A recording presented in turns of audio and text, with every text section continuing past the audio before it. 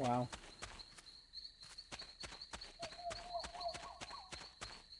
It's weird seeing it so zoomed out.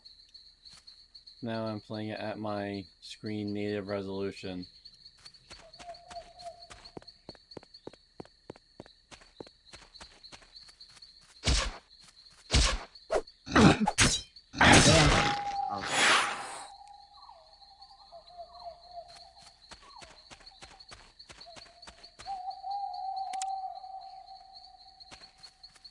Here in a while, anything could happen.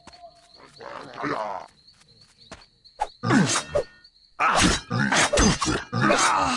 my Lanta.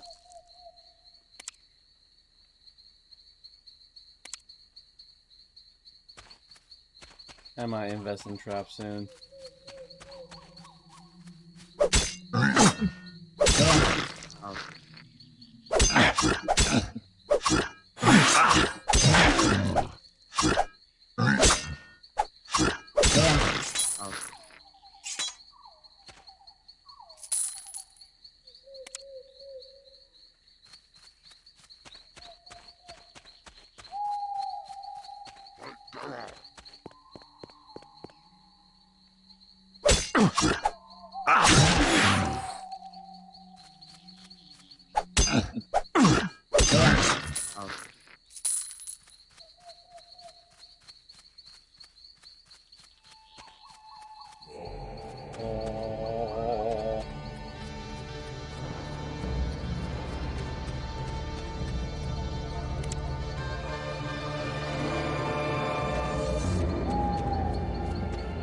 It will eventually lead to an ambush.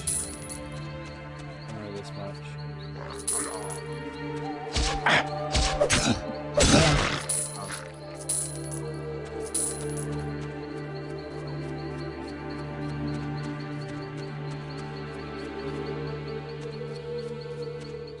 Oh, here's the ambush.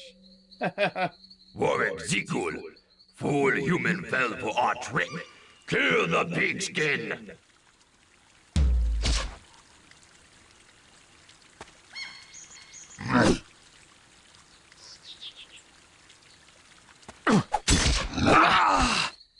Oh. Heal the pigskin.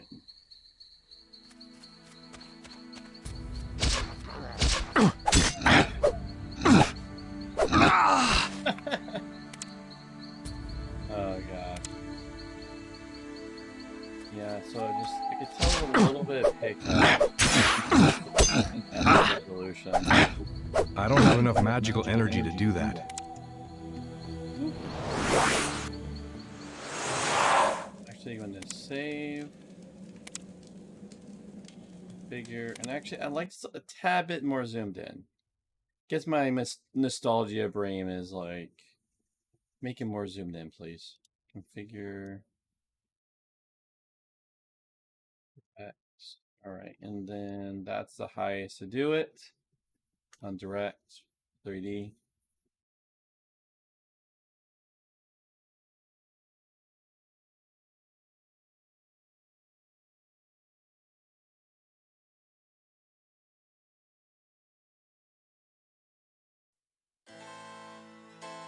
Yeah. Here is Steam just overlaying the communication portal. This thing just makes the resolution all buggy, and that's why you guys are not getting no signal. Wish I could. Let's see if there's a way to disable that. It gets really annoying. There we go.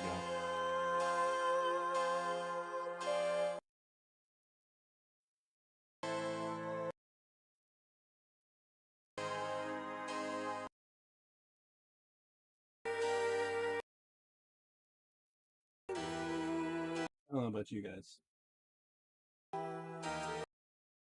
Oof. Turn my head. Making me turn the chair when I look. Look at the actual stream computer. There we go. You figure it out. I don't know why I'm saving again, but here I am saving. Alright, see if there's any new wares.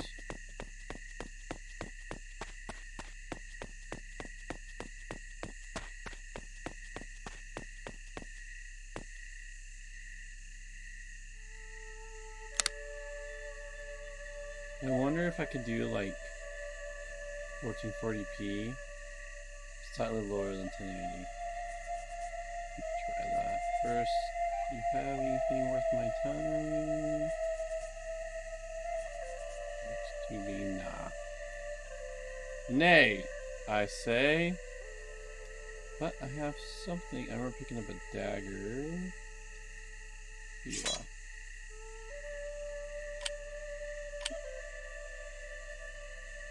Save, just in case things go bad. One last thing I gotta do.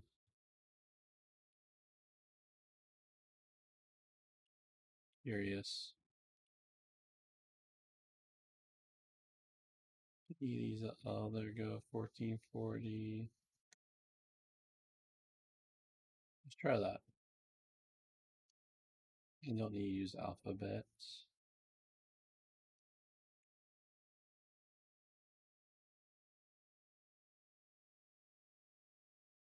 See if it'll just cover the full screen. Darn it, I left the Steam thing open. I bet it's going to cover my chat. Ooh, I don't know why, but oh man, I like you. 1 second, taking over.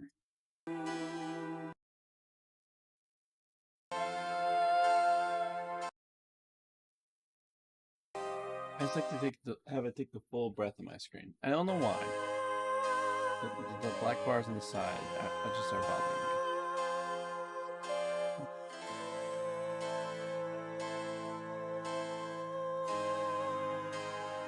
There we go.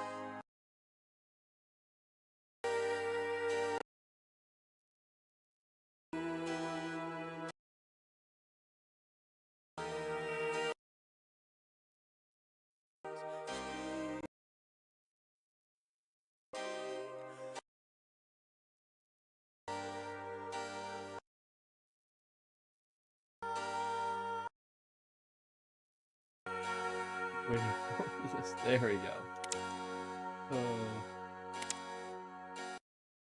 Oh, still bars on the edge.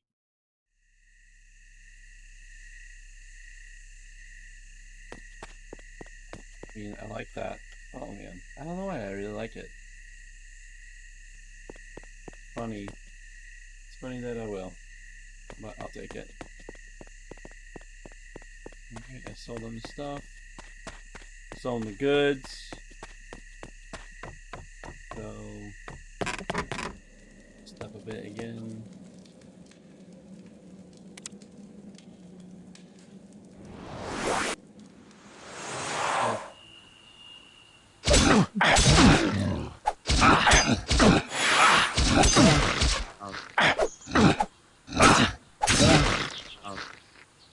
A lot more how the original experience. Missed that.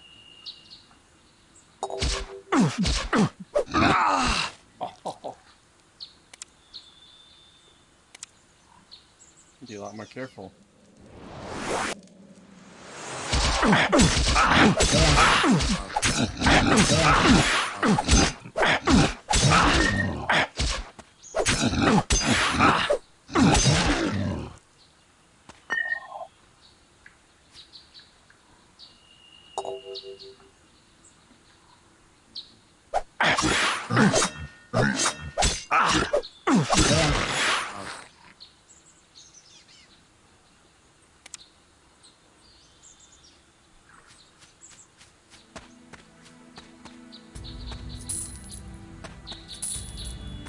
Money?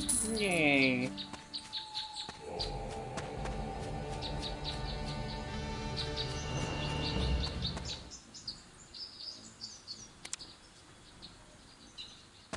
What truck?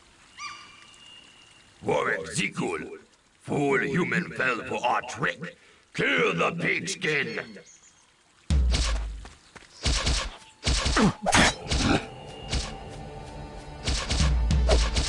I don't have magical energy to do that.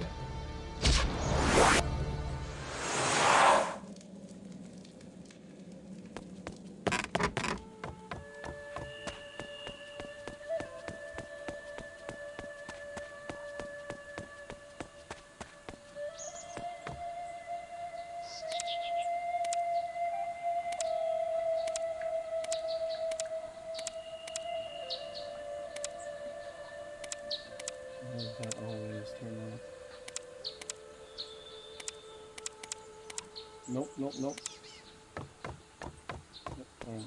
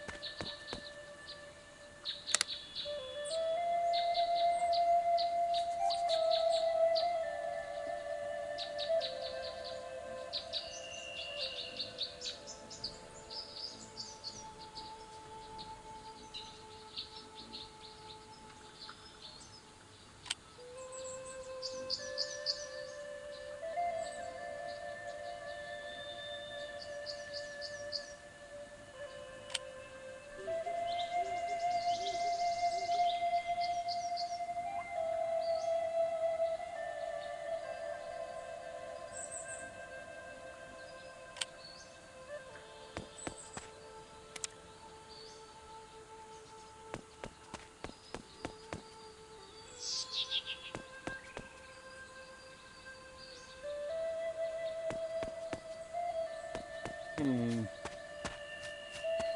I wonder if I should take this cat somewhere. The cat's like the bunny.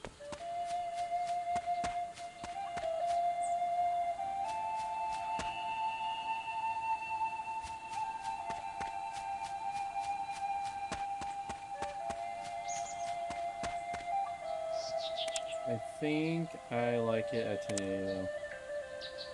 I don't know why. Straining my eyes for some reason. Ugh. Let's go 1080 to 1440p.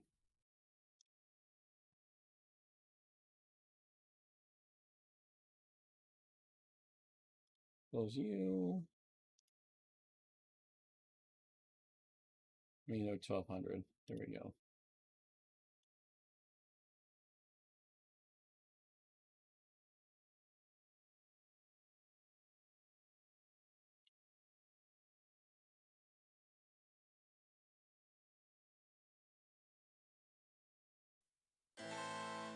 Oh, come on. Why did you move?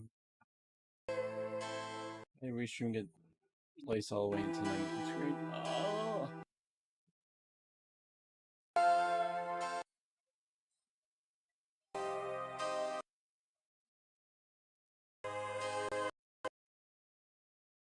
There we go. Oh, it crashed.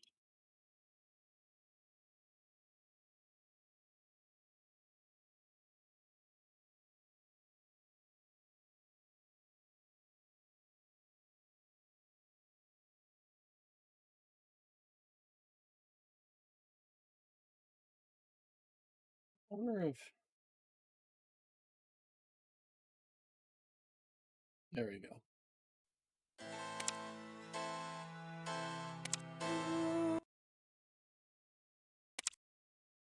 I don't know why I'm saving it, but nonetheless, I just did. Okay.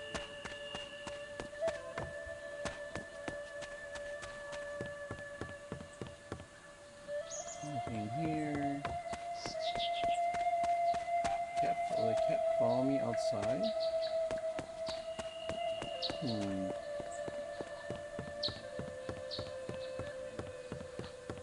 Let's see if we'll personally arrest them.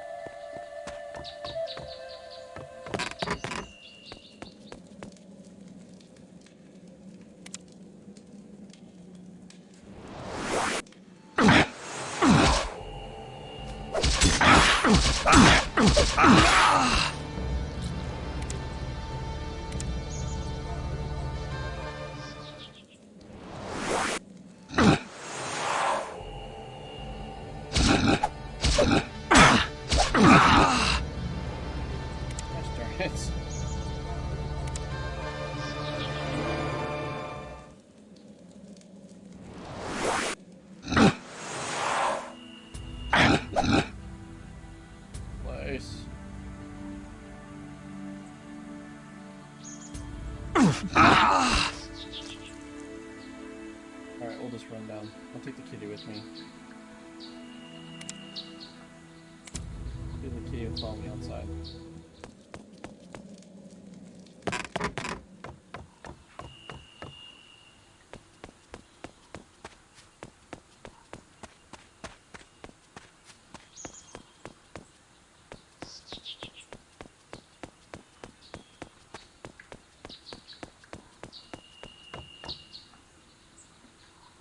Right here.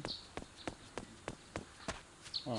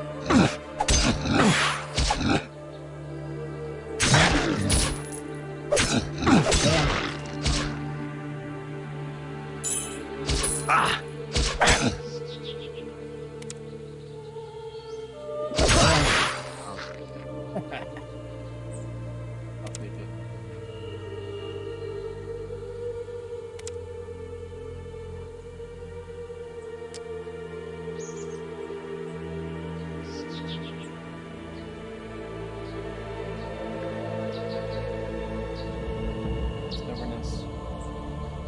Like, I just keep on doing this.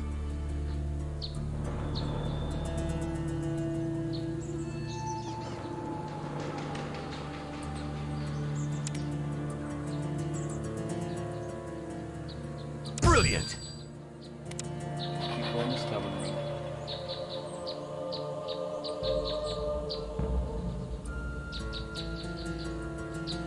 So close.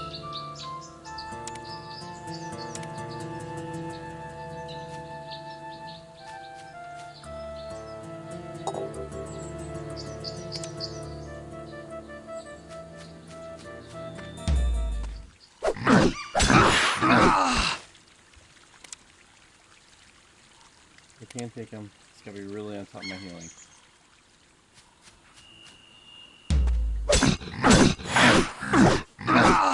Man, he hits fast.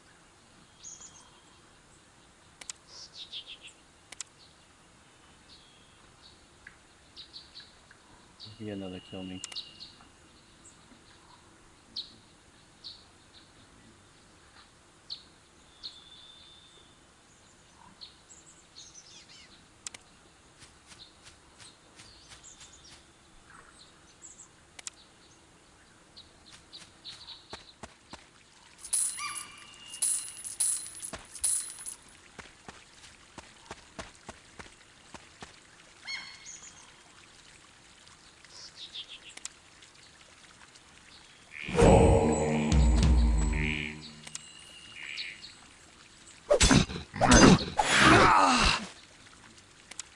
Damn.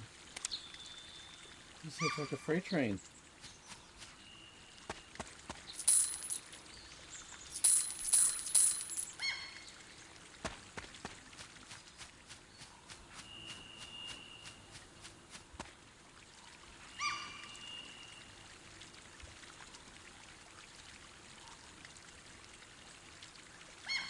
God. All right.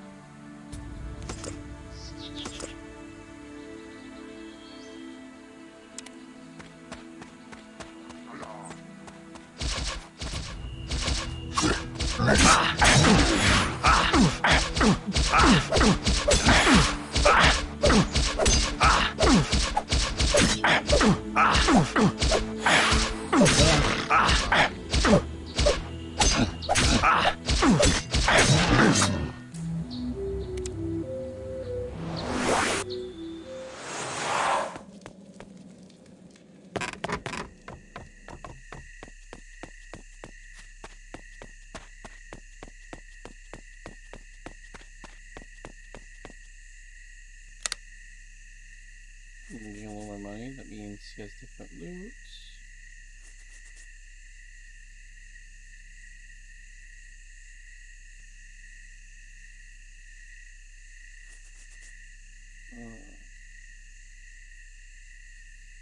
Nothing worth my time.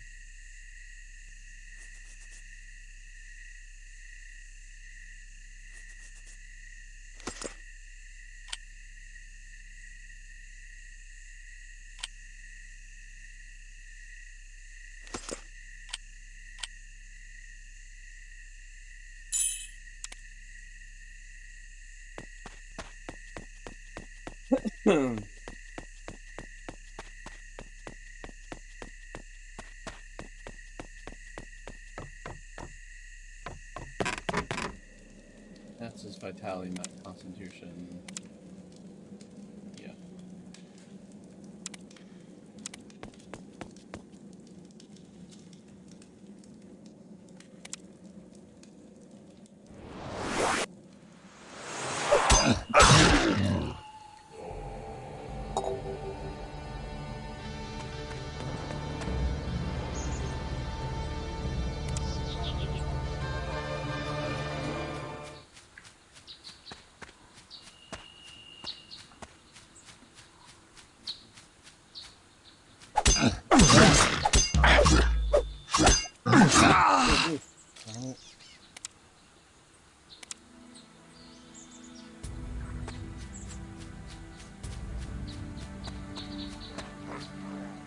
It's locked.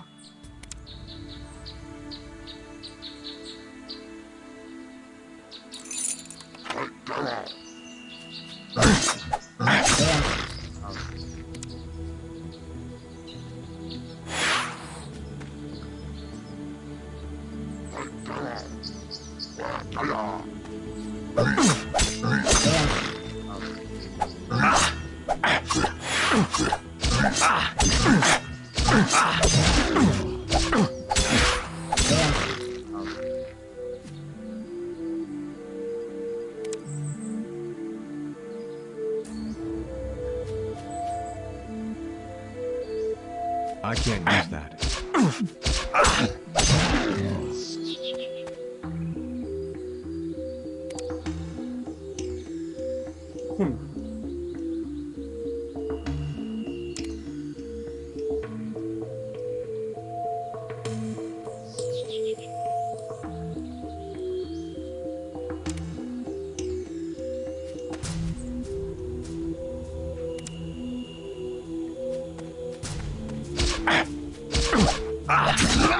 Oh my gosh.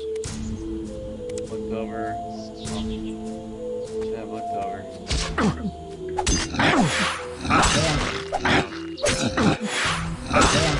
Oh, you get away. I can't perform any more of this blasted magic. Let me rest for a while.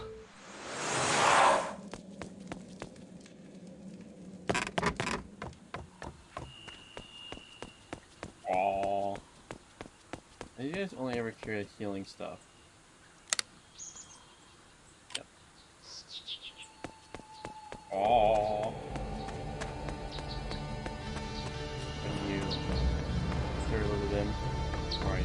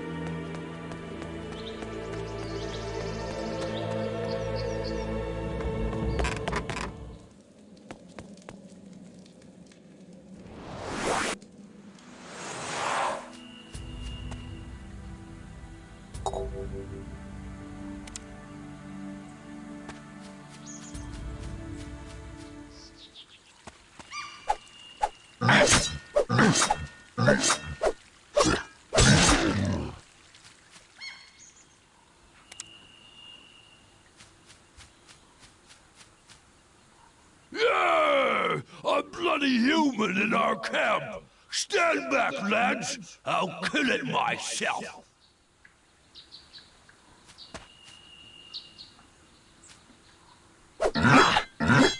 Oh wow, he actually took a blow. Okay.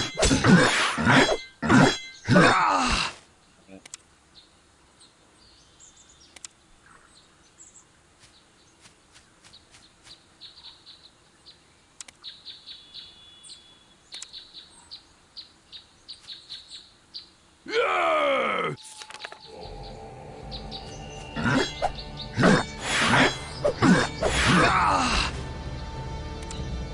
I have a chance against that.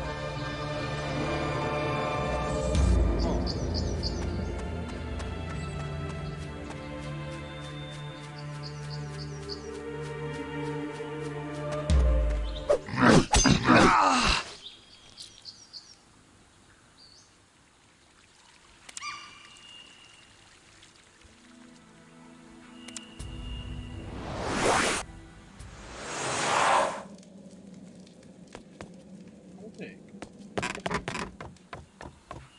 There's a lot more chance now, I feel. Let's first try Jake downstairs. If you doing classic, might be winning, might be close to winning the numbers game finally. Oh, wrong. Gosh. Wrong seller. You need to get my sellers right, guys.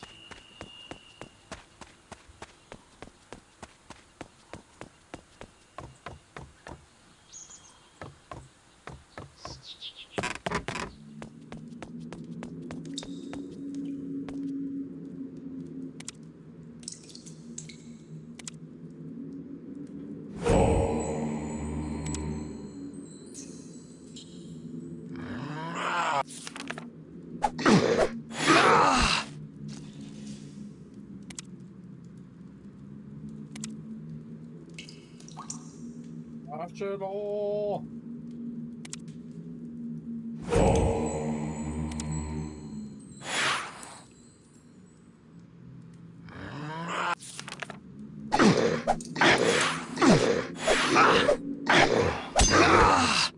No more magic for now.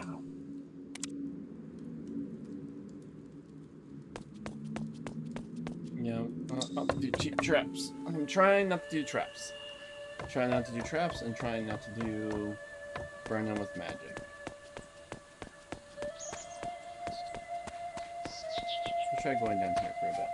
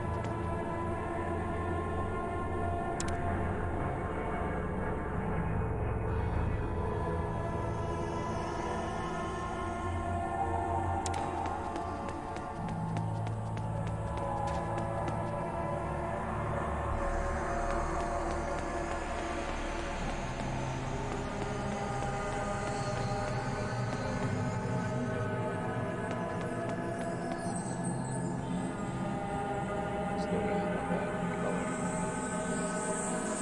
Feels right. It should be able to go down here. I need to double check that.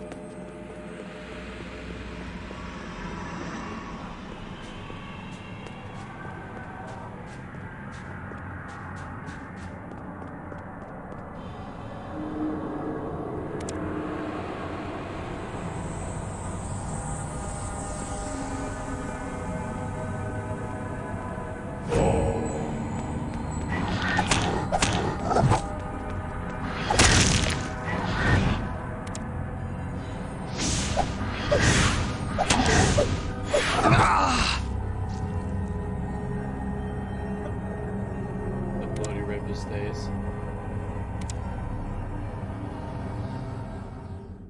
I'm almost there. Clicking the stairs.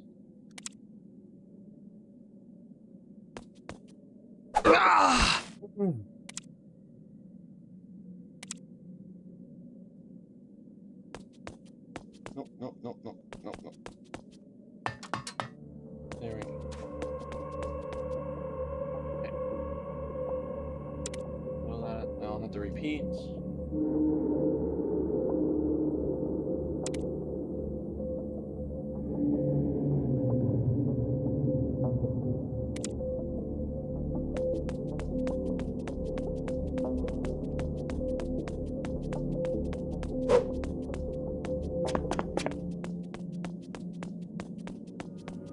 Question is, can I take explosive arrows? A lot of things around here need to kill.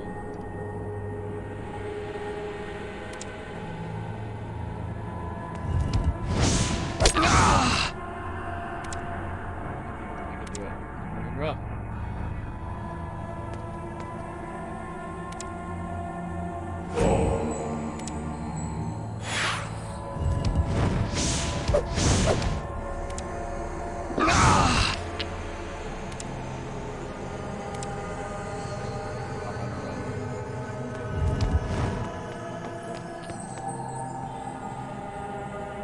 Doing it.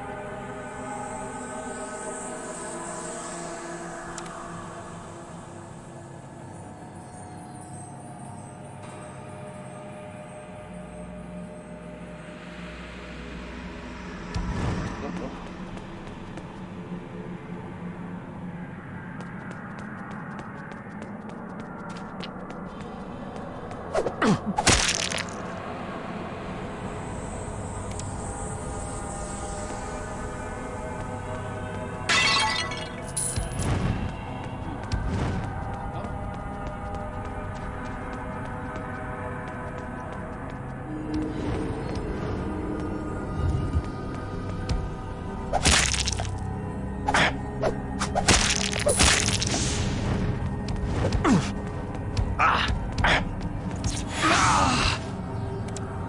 Okay.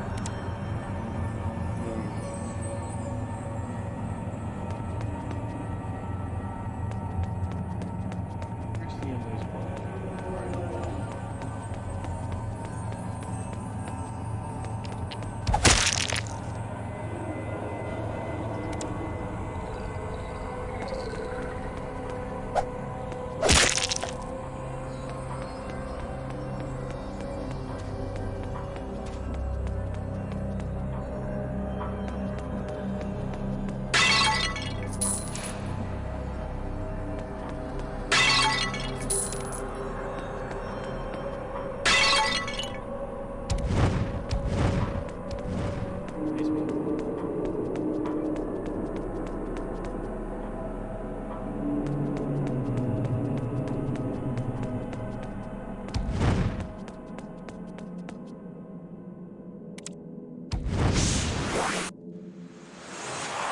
On that side.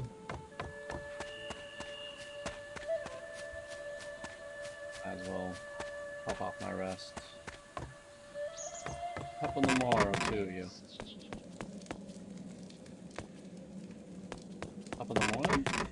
Not morrow.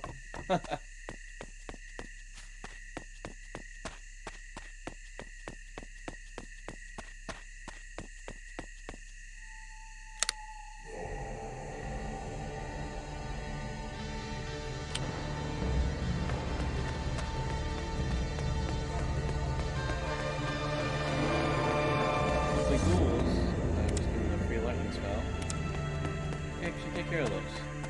Not too hard.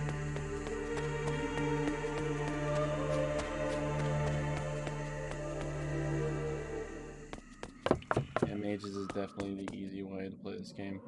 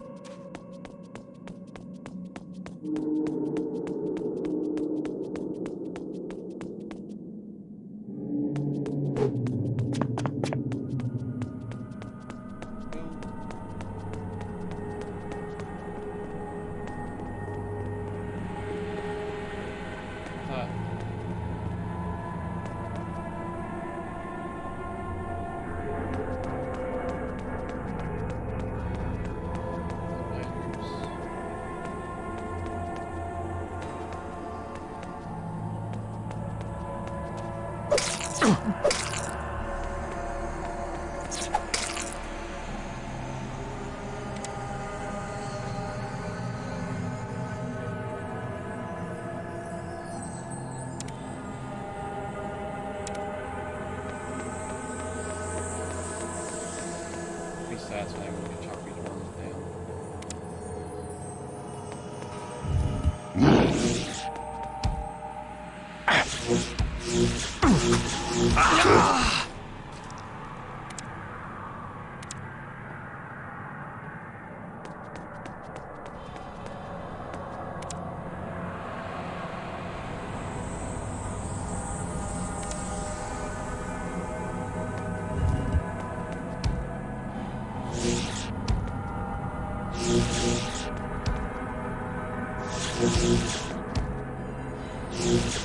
I don't have enough magical energy to do that.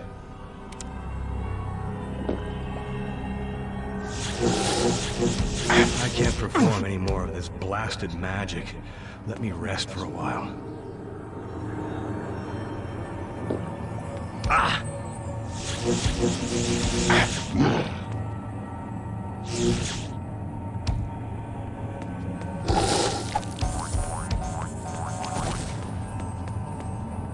Oh yeah, E1. It's interesting that the other duel is easier to kill lightning, but this one actually is like...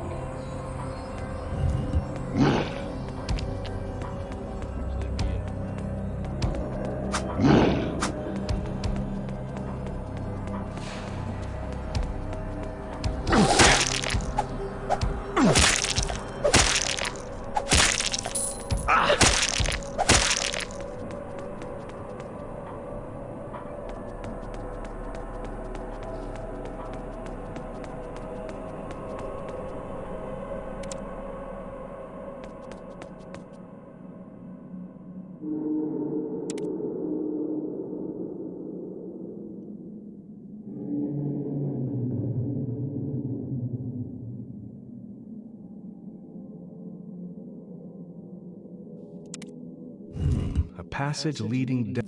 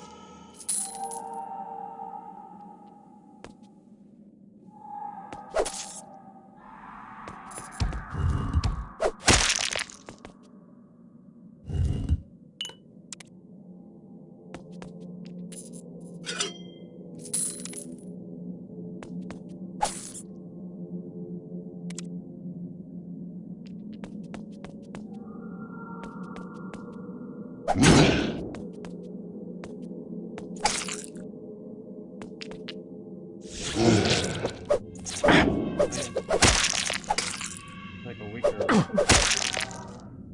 That one's like the super beefed up ghoul.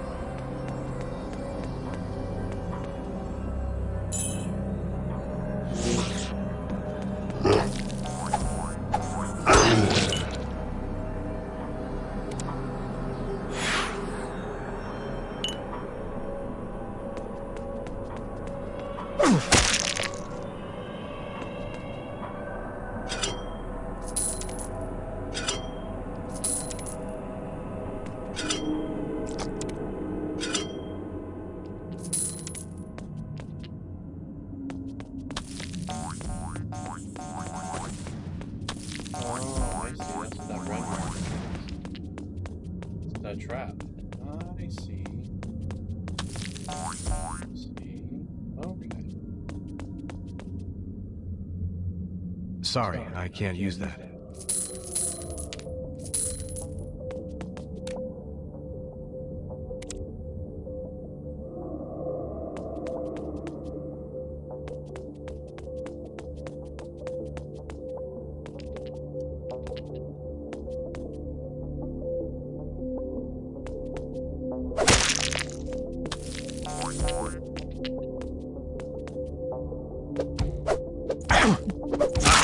I don't have enough magical energy to do that.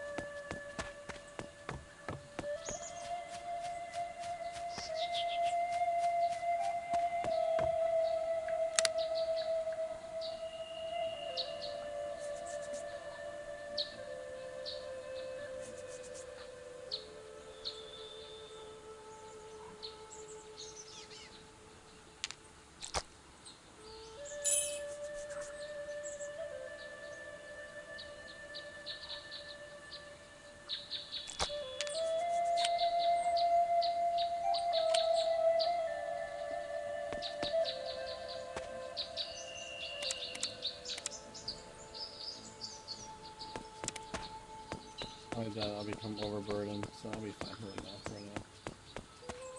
That's actually...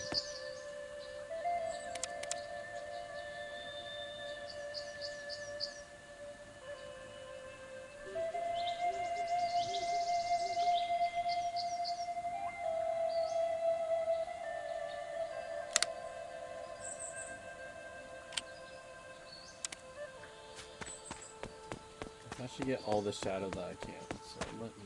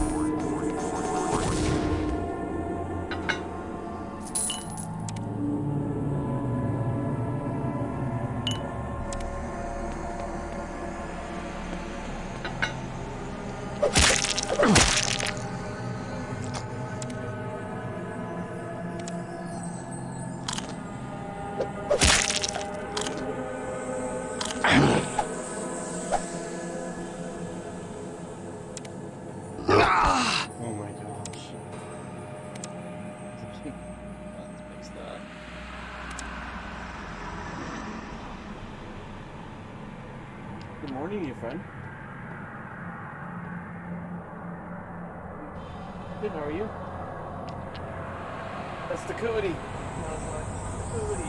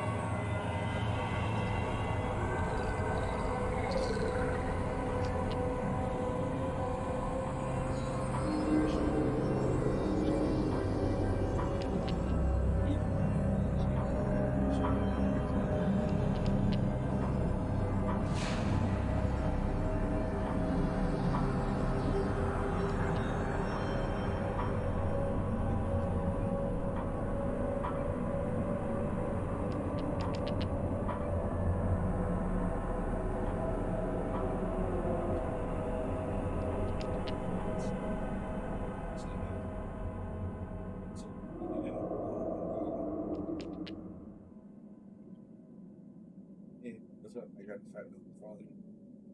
Talk to me. Everybody, me, Christian, and Jeffrey, what are you applying for a place? $1,600 for 3-bedroom, 2-bath, over on the Vincent Park. See if we get it.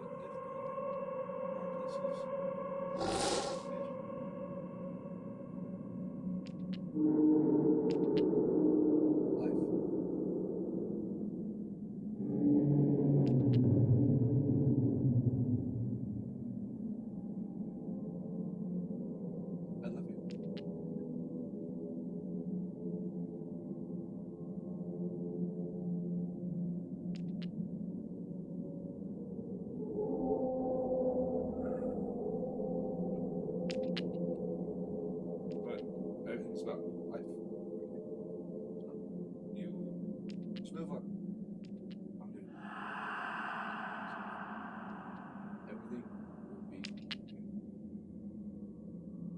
I love you. It's nice to see you. It's everything, my friend. It's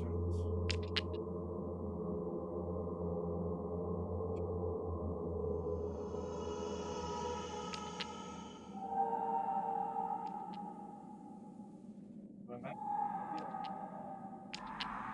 Yeah. I'm here.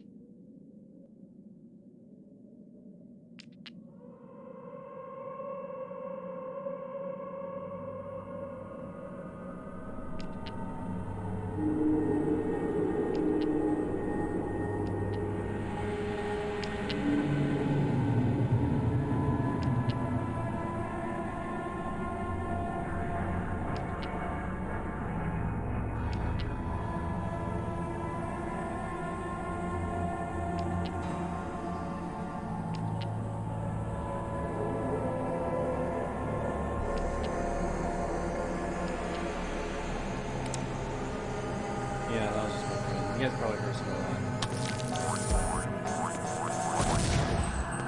My friend just has tough relations with his family, and then also being inebriated doesn't help make wise decisions. And that's what my friend needs. My friend needs not be inebriated.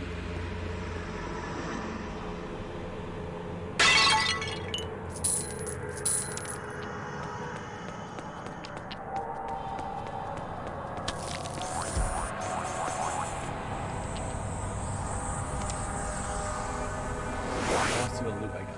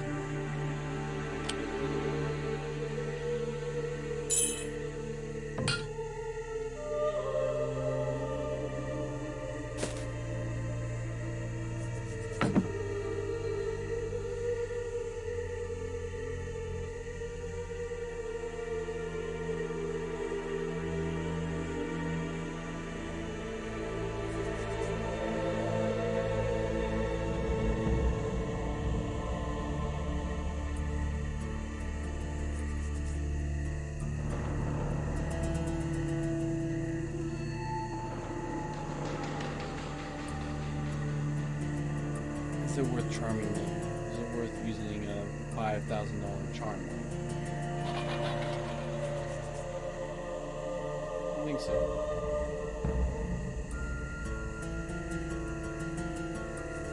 It's fine. I get charms all the time, and I'm never hungry for money.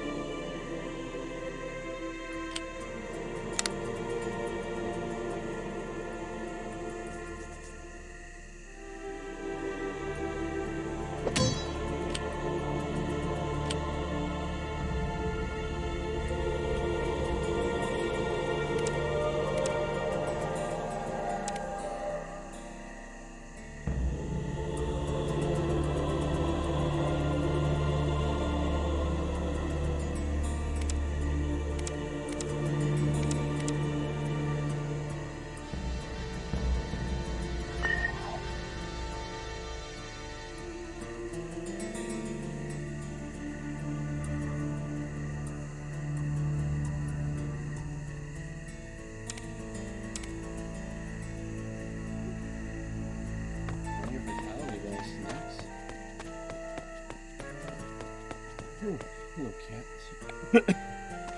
I'll be back for you.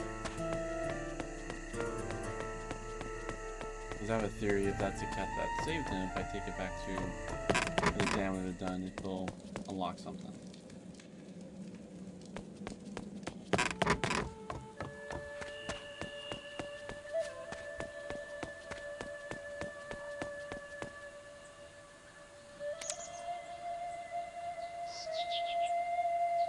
Follow me. You follow me out.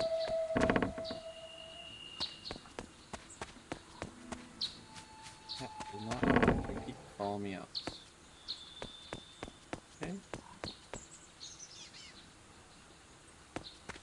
Follow me.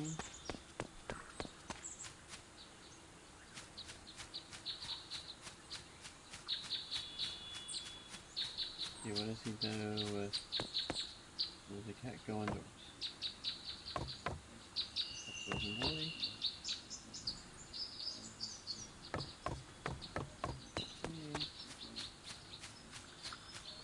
Okay, there's nothing in here.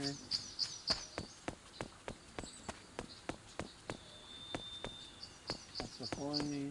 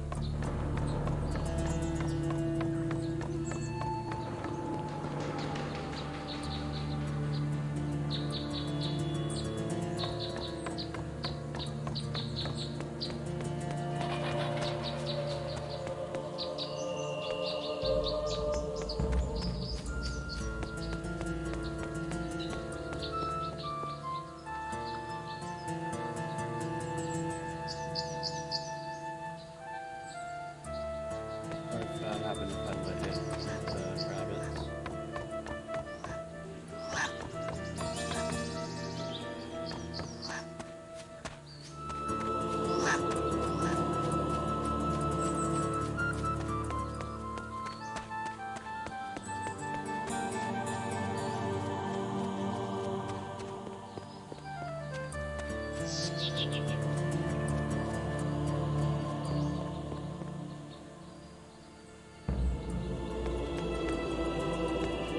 John.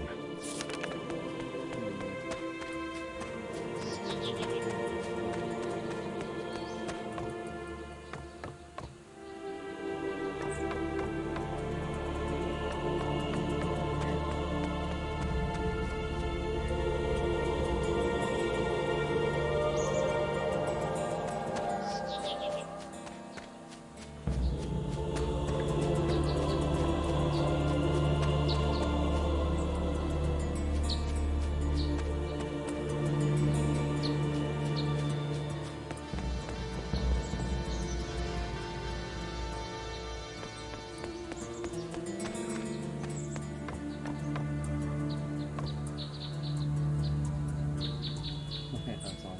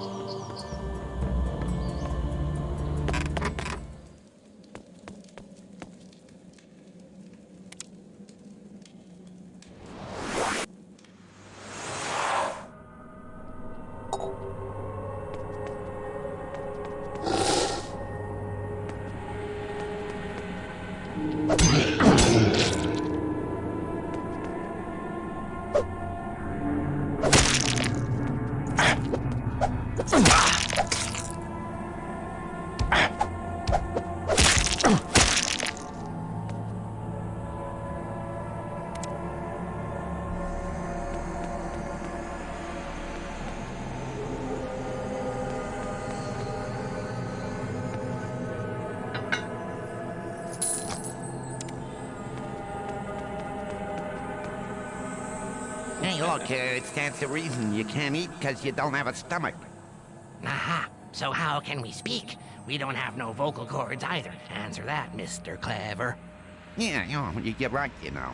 I mean, if you think about it, we don't have no muscles or flesh on our bones either. So, what keeps us together, sort of thing, huh? Best not to think about it. I don't want to fall to bits because of excess existential thought. Nasty.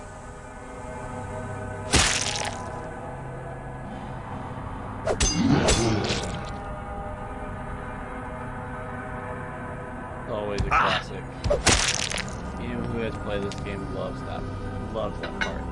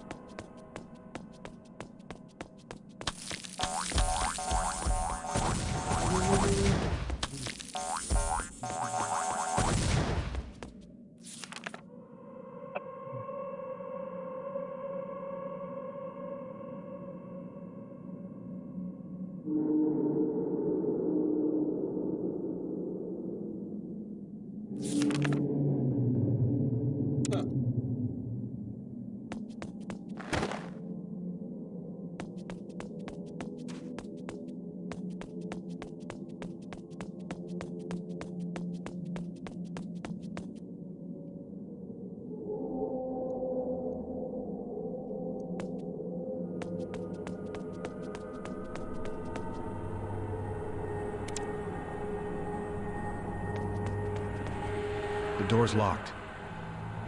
What the hell did that just do?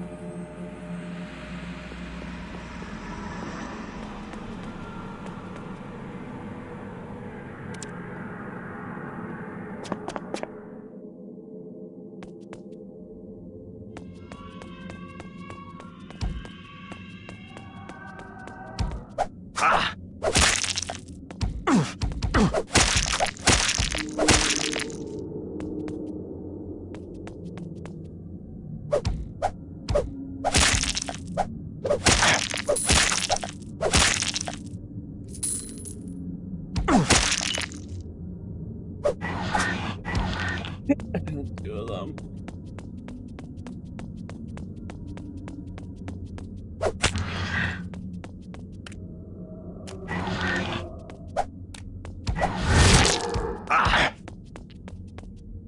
Oh, it's possible.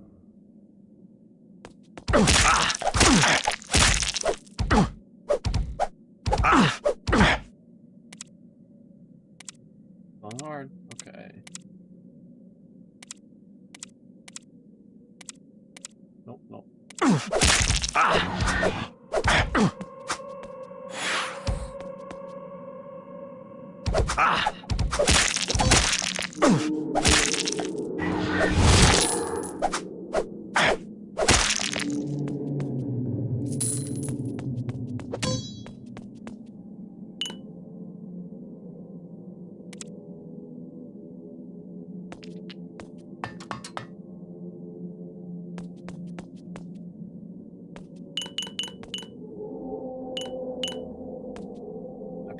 can't, but I want to try swinging it up.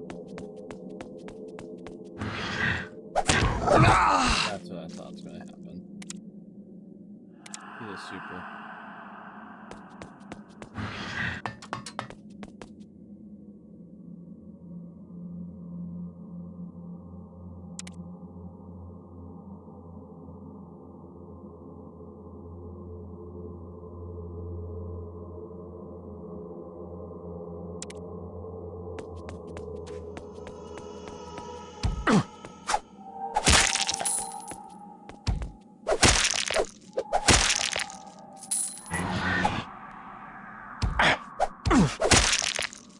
I don't have enough magical energy to do that.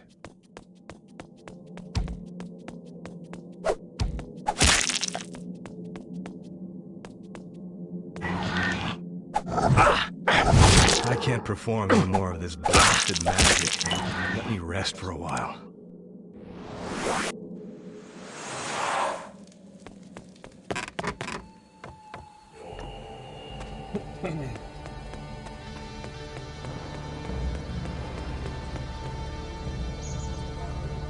He always falls. Just in case he unlocks it.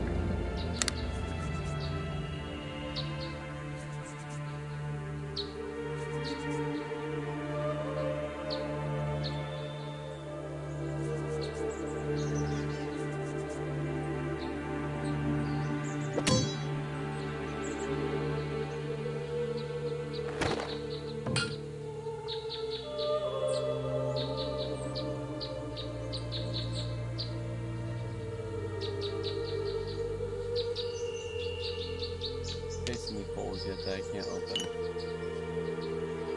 If I do, then I'll come back for it.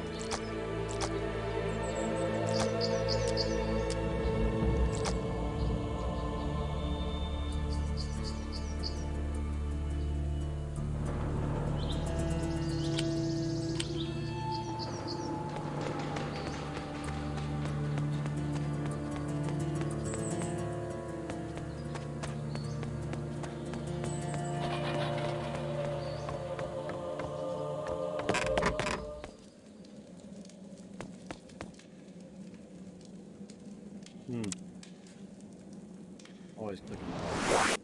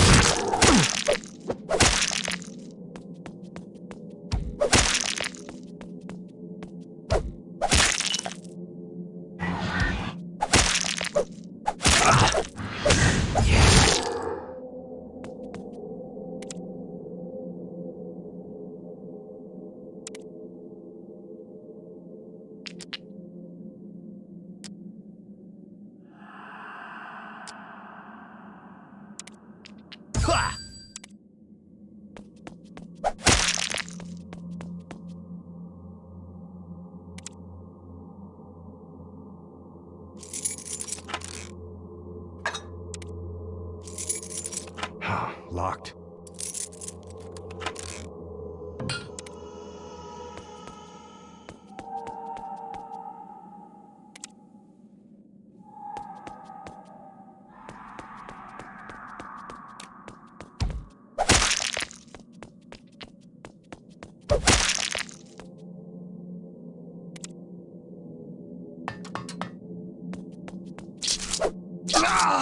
Oh.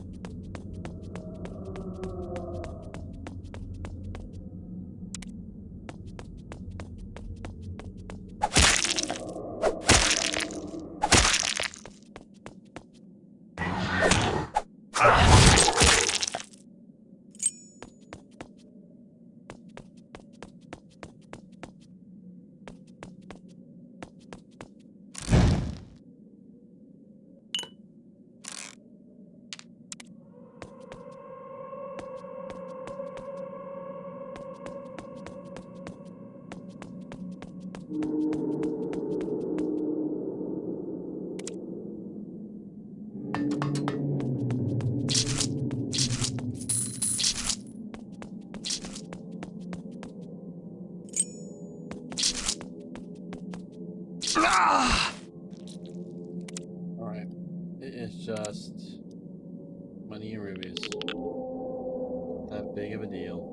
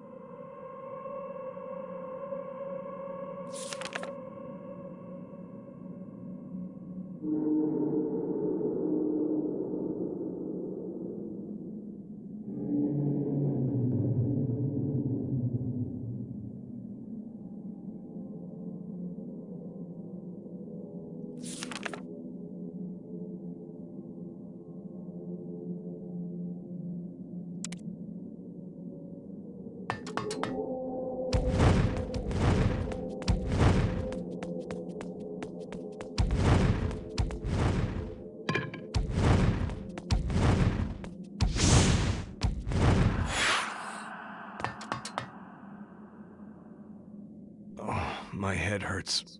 No more magic for now.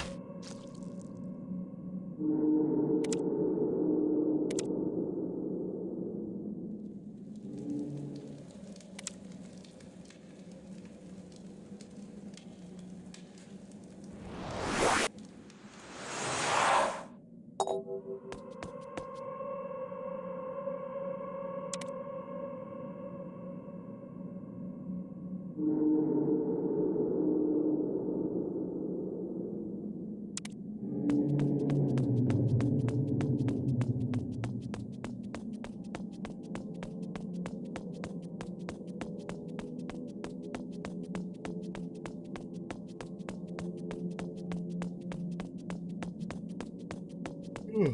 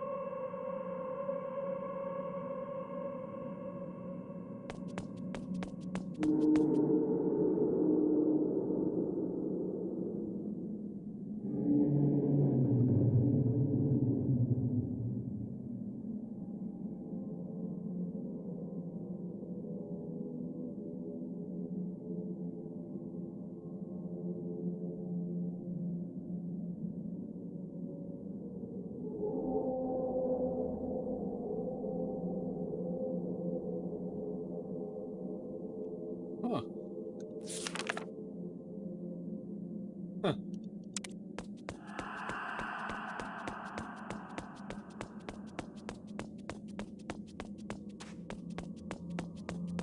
Yeah, I'm talking to these guys before I do it. This is the first time I've actually done that.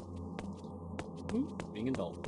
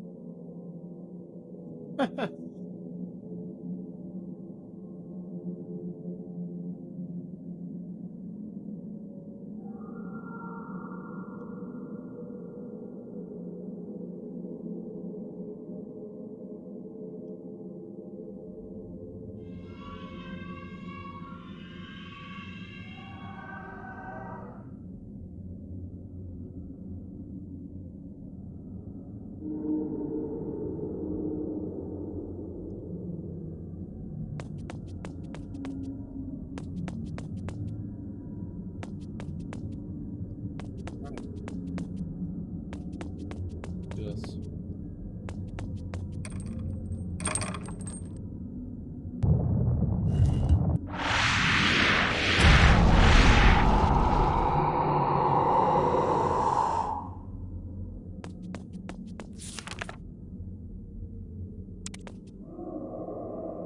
At last, I have returned from the lands of the dead.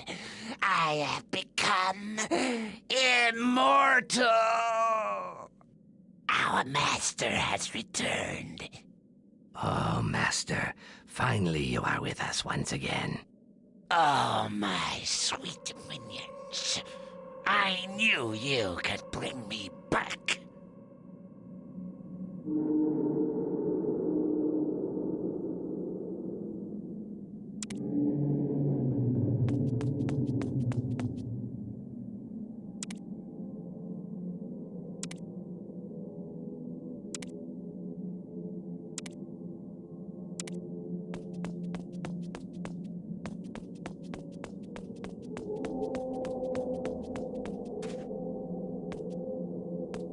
Lever of flesh.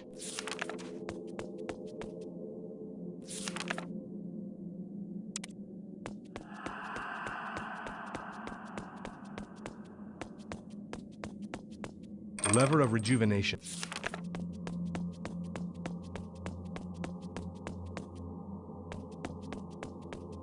Lever of strength.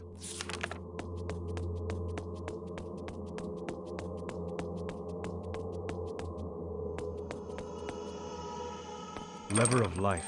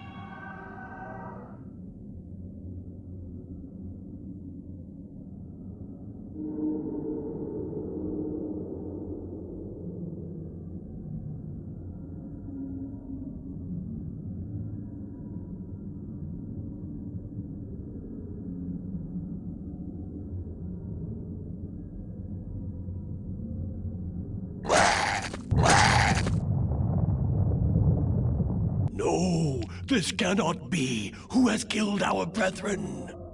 Our master has been killed. We must avenge him. Come, my brothers, attack!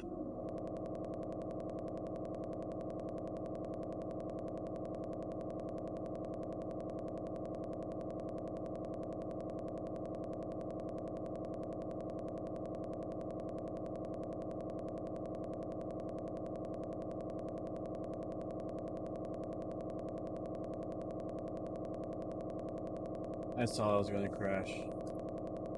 The moment sound stopped working, that's when this game goes bloop.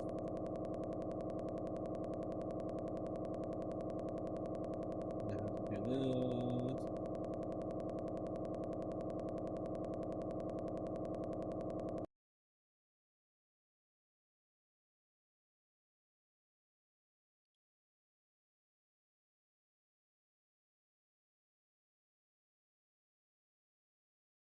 Furious.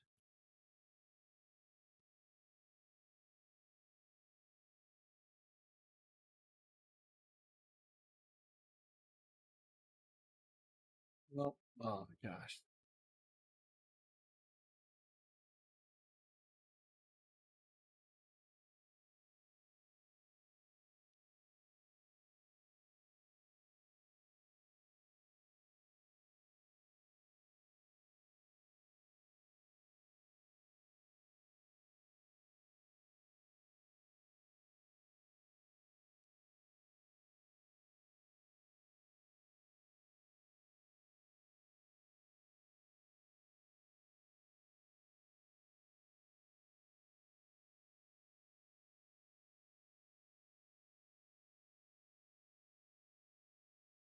Let's try it.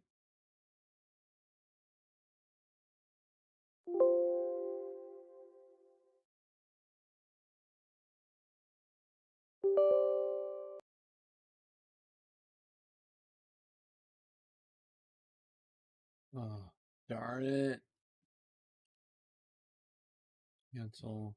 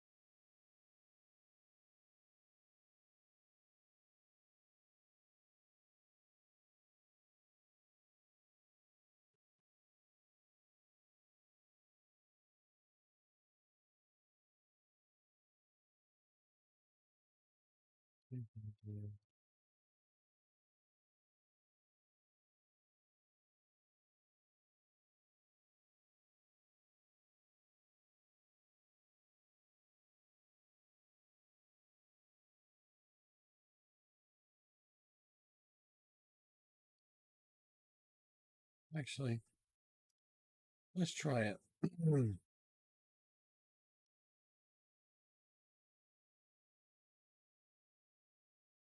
It looks like I need to rerun the.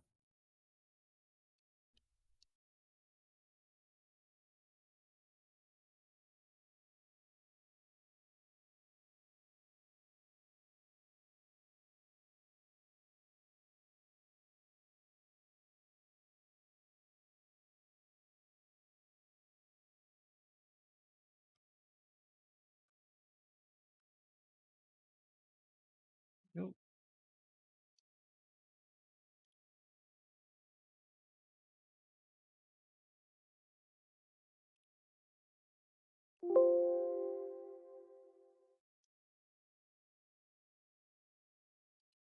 Right. I guess it'd be really interesting if fonts is.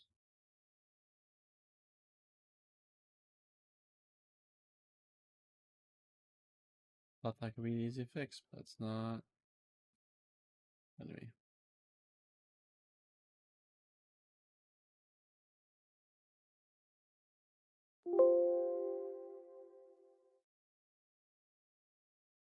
Okay. Right. Let's do it.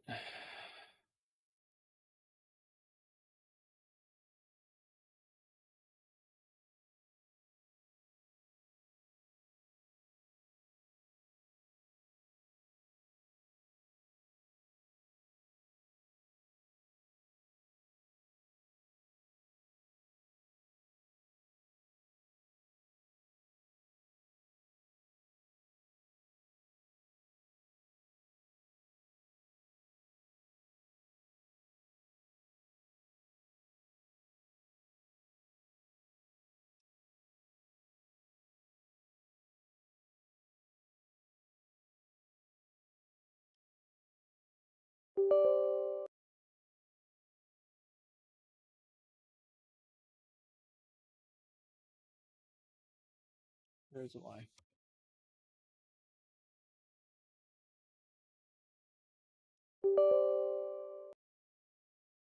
Oh, Luke. Here we go. Look at that. That's cool.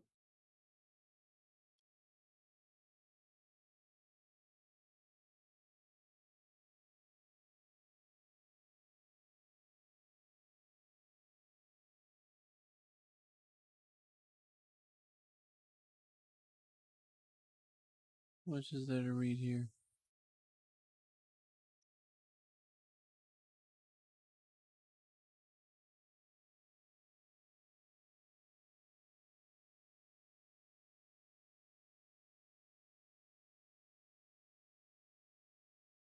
Who wrote this?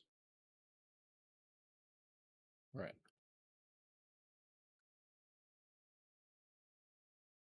They attacked without mercy. When they reached our outer farmsteads, none were spared. I can bear witness that the demons went out of their way to hunt and kill children. Such brutality was more than an act of war. The hellspawn saw us as bestial vermin. Kill our young as we kill the young of the rats we find in our barns. The exiled mages who had summoned the Hellborn exercised little control over the actions of such monstrous allies, and in any case, few of the wizards wished to rein them in. Over 30 years before, Duke Hark Farrell had assassinated the Grey Master and betrayed their order, driving them into exile. Now the mages had returned to exact full and terrible vengeance on the children of their enemy. The butchery in the farmland did, however, delay the wizards and their deeds for several days, and in that time we prepare ourselves in religion. Do that in open battle against magic wielders and a phantom as terrible as the Lord of Chaos could only end in defeat and rot. So we prepare to fight from house to house and from street to street. The wizards arrived at the town gate at midnight on the longest day of the year. Seeing the gates thrown open, they thought us cowardly or fled, and so marched in like conquerors. On the rooftops, my fellow archers and I waited until they were well through the archway. The order was given, and burning pots of oil were thrown down to give us more light. Then we rose up and feathered the bastards with flight after flight of poison arrows. Their war magic eventually drove us back, but we had felled dozens of the mage lords and even a few of the demons before we took to our heels. The following 4 months were a nightmare of sneaking, hunting, and killing in the rubble of our ruined town. The wizard blasted down building and torched whole wards while their pet demons stalked us like wolves after foxes. Yet we townfolks learned the weaknesses of damn wizards and foul demon alike. We drew small group into ambushes and cut their throats while they slept or drove arrow shafts through their black hearts. They paid for every little victory in blood. We organized ourselves into many small skirmishes, bands, and as fast as they would drive us out of one area, we would reoccupy another. Powerful as they were, the damned, as we named the wizards, were relatively few in number and could receive no further reinforcements. We could not win, though. Ancestral horror like the Lord of Chaos could not be faced in battle and could not be killed by stealth.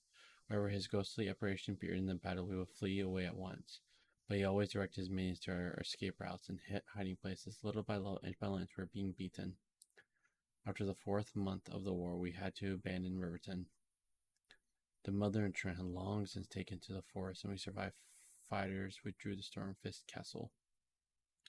We knew we were finished, but the longer we held out, the longer our families had escaped to the land of our allies. We had plenty of food and war supplies in Stormfist, but the castle's main strength is its gatehouse. If it falls, the rest of the fortifications are all but useless. We knew that the wizards of the dam, aided by the Lord of Chaos, could blast down the gate with their powerful war magics. So we grimly prepared for death. We prayed to the 7 good gods and placed barrels of lamp oils around the wall. The bastard damned would win nothing but smoldering rubble when we were dead. As we had guessed, the dam broke the gatehouse like a walnut, and the speck-like Lord of Chaos drifted over the rubble, laughing hideously, with his foul mages dancing at his heels. Those of us left to hold him back raised our weapons and closed ranks to allow the others time to set light to the lamp oil barrels. But at the moment Chaos stopped, the force of surviving lesser demons that he had left in a group outside the castle were screaming like panicked horses. His spectral form turned and saw the army of the dwarven people, the allies we had thought had abandoned us, tearing into his filthy children from both flanks. Demons fear doors, and most of all the mortal people, because the stone hackers surpassed all race in battle with Hellspawn. The scum panicked as dwarven swords, crossbows, axes mercilessly cut them down. It was then that we rallied and charged into the ranks of the shocked wizard. Few demons or damned escaped the rout. Those that did were saved by the Lord of Chaos with some great diabolical magic that allowed them to fly away through the air like scared buzzards. Our arrows could not catch them, but we rejoiced at the sight of Chaos himself fleeing to save his wizard pets and demonkin. May the 7 gods grant him a hard death if such as he can die. Come on, dude. Stop that. Reuben Furrow, war mage and the descendant of Hark Furrow, the man who had started the war with the damned, leant back in his camp chair and closed a centuries-old manuscript. The heavy linen of his tent roof fluttered in the strong night breeze, and he felt cold. The book, like all the other stories he had read in the past hour, gave him no clue as to how to defeat the returned Lord of Chaos. It was plain that his forebears had beaten the demon with a mixture of hit-and-run tactics and simple good luck. All sources fatly stated that a pitched battle with the dam and their demon allies was futile and suicide. But such a battle was what he and the armies of the League were going to have to face in the morning. After a long isolation in their mountain fastness, the dam had re-emerged with much larger army. Damned look unnatural young, none over 30, which sure to confirm the rumor that the Lord of Chaos offered internal youth to his deprived followers. To make matters worse, the damned were now well led. In the previous conflict, they had apparently made serious tactical blunders, such as marching into an untamed town as if they owned it. But now they had a competent leader, an archmage called Uthering. Finally, and worst of all, the Lord of Chaos had somehow won himself a physical form. In the last war, he had been a ghostly entity, horrible but largely powerless. Now he stalked over to the scorched ruins of Rivellon in a body twice as tall as a man and strong as any dozen. If the free people of Rivendell were to win this war, they had to find a way to defeat a deity incarnate. Glancing down at the tray of supper his apprentice had brought him some hours earlier, Farrell ignored the cold food and reached for the wine. If they couldn't find a chink in the enemy's armor, the mortal races would be defeated and enslaved by the end of the day. Swigging directly from the wine jug, the normally abstinent Farrell gulped down a good half pint and then dropped the jug to the grass at his feet. He knew what must be done. Had known before he started searching the history book, but no man in the prime of his life accepted a decision like that with ease. Standing, Farrell heard his young apprentice, Ralph, rise behind him, automatically lifting his master's war cloak to his shoulder. Fastening the garment around his neck, Reuben Farrell walked out of the tent flaps into the night. With his bodyguard matching pace with him on either side, Farrell strode from his sleeping tent to the bigger mark that served as a council chamber. It was a couple hours short of dawn. He knew barely enough time. The council tent was empty, so Farrell sent runners to call the other 6 leaders of the league. He sat and waited in his grand chair. After a moment's reflection, he put his booted feet up on the council table. "I'm only going to be alive a few hours more," he thought to himself. "I might as well make them informal hours." Quickly, the other council members arrived with their entourage of guards and scribes. First came Duke Dylan Farrell, Reuben's counsel several times removed and leader of the human realm in Rufalon. After him came Gemthrone and Ulf Two Huts, the elves and dwarves respectively. The pair were inseparable friends, even if their people were solid-eye. Grantha of the lizard people and Zack of the imps then arrived in quick succession. Finally, Goldar of the orcs strode in, resplendent in his multi-hued feathered war cloak. Reuben Farrell himself spoke for all the wizards of Rivendell who stood against the Lord of Chaos. Though they are not an actual race, so to speak, more of a coalition of powerful individuals drawn from the other races, the allied wizards were respectively given a seat at the council and recorded the same right as any of the other 6 people of the league. Furthermore, Reuben Farrell had always been bowed to as chief advisor when the council had military matters to consider. As well as being a battle mage of unsurpassed skills, he was also human. Humans had a well-earned reputation for creative strategy, perhaps due to their warlike nature. The damned, after all, were mostly human mages, and, as other races often said, out of human hearing, only the humans could have produced a sect who could sink into such depravity. Farrell stood with all eyes upon him. He briefly considered launching into the sort of oratory generals are supposed to march in their fellow before a hard and futile battle, but he quickly rejected the thought. He was too tired, and so were they.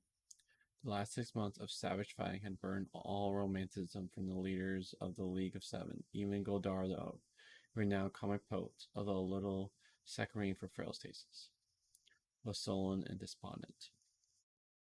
The warnings of the damned savagery in the last war had proved all too understated. When their descendants had fallen to Rivendell, at that time they had been restricted in numbers and had allowed themselves to be drawn into street fights. Now they numbered in the thousands and were supported by many hundreds of demons. The damned had ravaged the land with unbelievable bloodlust. It was as if freed from the bondage of mortality, they had also come loose from any mortal scruples and were reveling in wanton destruction and murder. Not a council member had escaped monstrous sight and great personal loss over the last half year. Reuben would have felt ashamed to offer them false bravado. "Friends," Reuben said in his normal speaking voice, "I found no trick to beat the damned army in my history book, but that's because we have never faced an enemy as terrible as this in all of our history. We ourselves may have learned a few of the war magics that our foes wield, and some of us may have become masters of armed combat, but we still can't win against such an unstoppable foe." Both Two Hoots of the dwarves stirred irritable. "You're too grim, Farrell," he interjected. "Banded together, the League of the Races has at least 6,000 more fighters than the damned." "And how many do we lose in a straight fight with them?" came the reply. "At least 3 dead for every one of theirs." "So we're finished," Goldar said sadly, and all eyes fell. "If it were just the Lord of Chaos leading the damned, we might have had a chance. But they are now under leadership of the Archmage Uthering, armed with that sword which Chaos forged for himself. He's as powerful in battle as his stinking lord himself." Farrell paused to let this sink in. It smiled grimly. Still, there's no reason to let that spoil our morning. His smile broadened at their shocked faces. Then Gemthron of the elves smiled too. You thought of a plan, haven't you, you old fox? He said, almost laughing. A plan? Yes, Pharaoh agreed, but it's not mine. It came to me in a dream 3 nights ago, so I presume some divinity is responsible, and unlike all gifts from the gods, it has its price. Pharaoh sat down again and rested his elbows on the table and his chin on his fist. His eyes lost focus as he recalled the dream. So the horrors of the day and breaking in panic, and our own army pursuing them across yonder landscape, even though I will not see that field before yesterday evening. My dream showed chaos and Uthri defeated and panic spreading throughout the ranks of the damned. I saw how it was done, and I saw the price of the victory. Pharaoh looked around at them. I also heard an angelic voice chant a prophecy that I somehow knew to be of the future struggle against the damned. So, my friends, I know that we will win today, for if we lose, how can our few enslaved descendants be able to openly battle chaos a third time? The sun had been up for a full 3 hours before the two armies had finally positioned themselves for the great onslaught. The damned formed a long skirmish line in front of the solid block of the demons. These wizards were ready to fling spells at the enemy as they came in range, but were leery of hand-to-hand combat, so the damned intended to retreat to inner flank of their damned demon foot soldiers when the enemy pressed too close. The Lord of Chaos stood in the front rank of his demon kinsmen, Mad Uthring of the Damned at his left-hand side. Uthring, mage though he was dressed in full battle armor, the metal stained red as blood. In his hand gleamed a blade that shimmered with magic power. Sword of Lies. Lord Chaos himself stood over 12 feet high and seemed to be made out of shadow. His ebony figure was that of a hairless, naked human, unarmed but terrible to look upon, even from far away across the battlefield. Against him stood the army of the League of Seven, waiting for the order to advance. The humans, orcs, and dwarves formed a block of heavy infantry in the center. The imps, lizards, and elves stood on either flank as a faster reacting light infantry, and these were interspersed with battle mages to provide war spells. Archers of every race formed the back 2 rows of the infantry block, ready to fall back and send a storm of arrows over their allies, heads, and into the enemy. The League cavalry, also composed of every race, stood in a long double line in front of the infantry, banners fluttering and horse stomping with nerves and impatience. Rubel, Furl, and the other leaders of the League sat on horses a little to one side of the main body. Leading a wedge of 200 elite horsemen, even across so great a distance, the voice of the Lord of Chaos can be heard, booming in derision and calling to the League army that their leaders were about to flee from the battlefield. Unmoved, Reuben and the others sat motionless on their well-trained mounts, droning in unison a low chant that even the men in the rank behind them failed to catch. It was Ralph, Reuben's prince, who gave the trumpeters the order to advance. The League cavalry leapt forward, quickly reaching full gallop, hoping to reach the battle mages of the damned before they could decimate them with war magic. The League infantry followed a quick march behind, shields raised to fend off any long-range enchantments. The damned had difficulty aiming their spells at the onrushing horsemen, but enough killing magic found its mark to shatter the charge and down over a third of the cavalry well before they could reach the wizards. The well-trained League infantry moved smoothly to the open rank formation and allowed the fleeing cavalry to pass to the rear, and came on so fast that the damned mages did not pause to loosen other bearers of magics, but turned and fled to either flank of the demon formation. As soon as most of the wizards had scrambled out of the way, the Lord of Chaos roared, and the great block of demon foot soldiers leapt forward to the charge. The two armies of foot soldiers slammed into each other as battle mages and damned shot spells from the flank, and archers fired volleys of arrows over the head of their comrades into the bodies of their foes. Fighters died in scores on both sides of the fray, but quickly became clear that the League army was being eroded far faster than that of the damned. Indeed, the human, orc, and dwarven fighters in the very middle of the League formation were actually falling back before the brutal attacks of Lord of Chaos and Mad Uthring, leaving a mound of dead and dying behind them. Then a League trumpet sounded, and the middle section of the heavy infantry formation turned as one, then fled at full pace, with Lord Chaos and Uther charging after them like cats after fleeing mouses.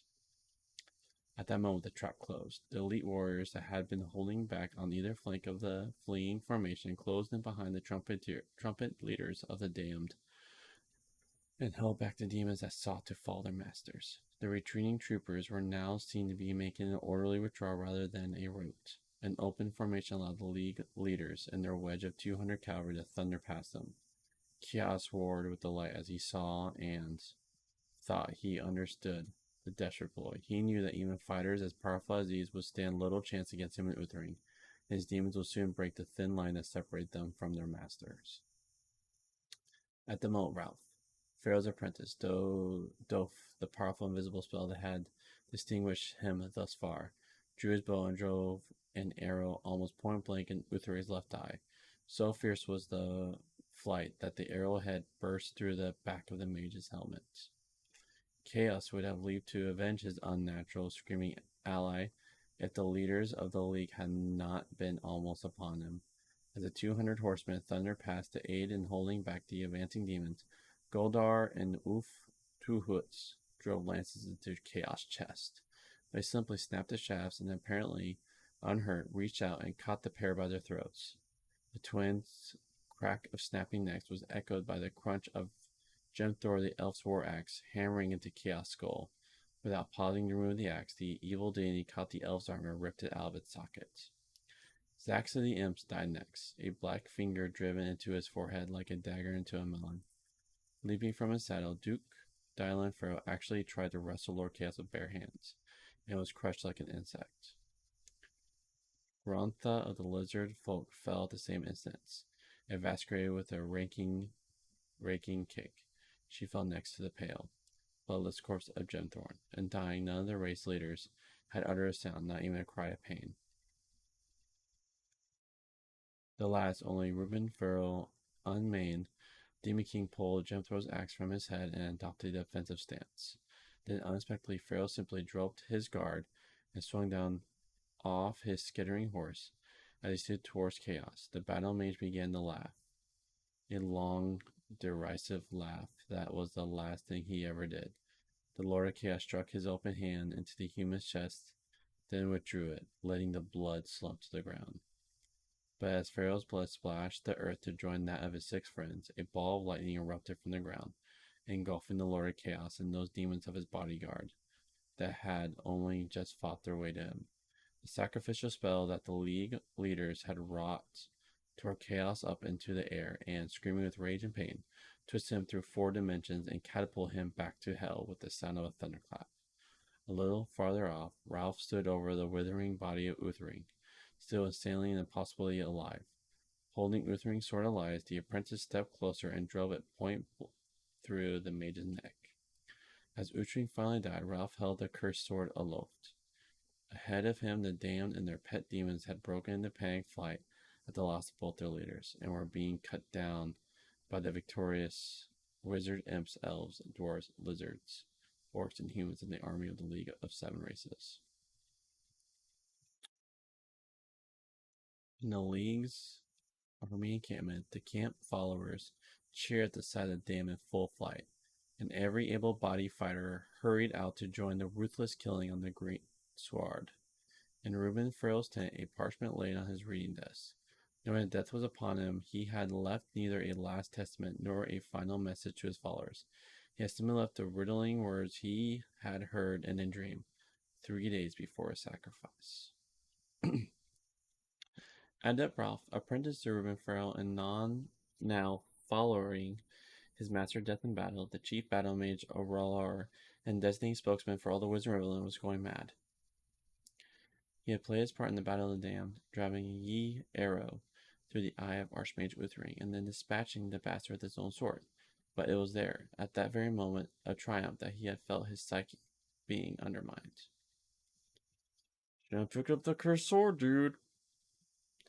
Although still a youth, Ralph was considered one of the most gifted battle mages in the land, a skill that called for tremendous strength of will, as well as a steady hand and eye. Yet he could not feel his mental defenses crumbling, cracking under an inhuman pressure of will that he knew came from cursed Uthering's sword itself. He had picked it up on impulse during the battle. He had seen his good master sacrifice life to banish the foul Lord of Chaos, demon deity, and leader of the army of the damned. And at that sight, the apprentice had burned with the desire for revenge. Uthring, the wizard lieutenant of the Lord Chaos, was lying screaming at his feet, impossibly alive despite the arrow that had skewered him straight through the head. And the sword, Uthring's own magic blade, was in Ralph's hands with no memory of his lifting it from where it had fallen. As he had driven the blade into its former master, quieting his screams and banishing his rotten soul to the pit of hell that had doubtless long awaited it, Ralph had felt a fire exhaustion. Yet immediately after that, as he stood with the blade glittering before him, he felt something foul deep within the sword, reach out to try to take control of him. From that moment, Adept Ralph had effectively been two people. The grim young man who was feted as the only surviving hero of the battle, and the malignant entity that was slowly but surely taking him over. As long as he was in contact with the sword, he could feel the ethereal invader thoughts squirming into his mind. At first, it had offered him murder. He and the mind and the sword wielding tremendous power together, but Ralph was a mage, and a union with such a malignant being would mean only slavery, trapped within his own body. At his adamant refusal, the mind and the sword set itself to the hard task of eradicating Ralph's mind altogether. And much as he yearned to cast the sword away or order it shatter over a blacksmith anvil, Adept Ralph could not. He was as sure as fire is hot, and as ice is cold that placed in another's hand, the force within the sword of lies would instantly win both its freedom and the living body control. So he kept the weapon with him at all times, as man might hold the head of a poisonous snake, sure that with its mouth freed it would strike at any nearby. He had not slept now for 3 days, as he silently battled with a fragment of the soul of the Lord Chaos, and he was going mad. It had become plain to all about Adept Ralph that he was acting strangely, but for the first day or so after the human army triumphant return to Riverdun, it had gone largely unremarked. He was, after all, a battle mage, a dark calling at the best of times, and had recently seen his mentor cut down before his very eyes. It was not so strange that he should be taser. Don't know that word. I can definitely contact. I can definitely tell that Taciturn. taciturn. It was not so strange that he should be taciturn. But when it was noted by his servant that he was not sleeping, was eating less and less at each meal, and was growing visibly pale and thin, they petitioned the newly crowned ruler of Rivlon human population, Duke Merrick Farrell, to visit him. Taking light of the request, the young Duke took a day to find the time to visit, a delay that will haunt him for the rest of his life.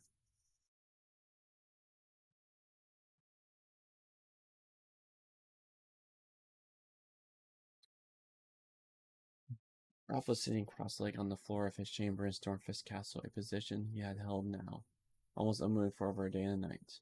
As the Duke entered, he was... I'm going to start closing things. I'll be back and finish this.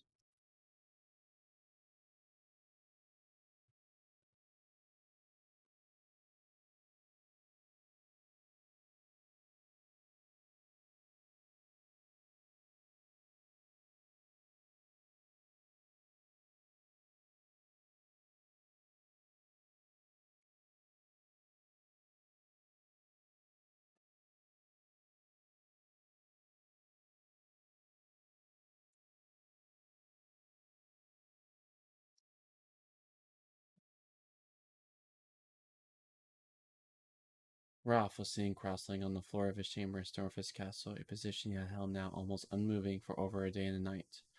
As the Duke entered, he was disquieted to see that his old friend was holding a drawn sword, although it lay non-threatening on the ground before Ralph. Merrick could not help feeling a shudder of revulsion as he saw it.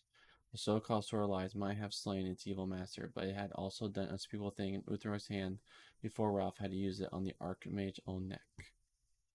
Merrick had known Ralph since they were small boys, learning simple magics from the castle tutors together, yet the man he saw before him now was almost unrecognizable. Not only was he haggard, thin, and prematurely aged, but when he turned his eyes up to Morg, there was a clear glint of madness in them.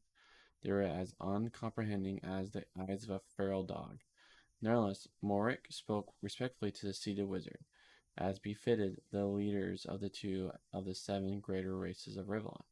It was only when the Duke received no reply and, half angrily, had called the battle mage by his old childhood nickname, Blunderfoot, that he saw Adabroth show a light of intelligence. The mage smiled weakly, as if seeing Morik for the first time. I don't have much time, he said peremptorily. Peremptorily? Oh,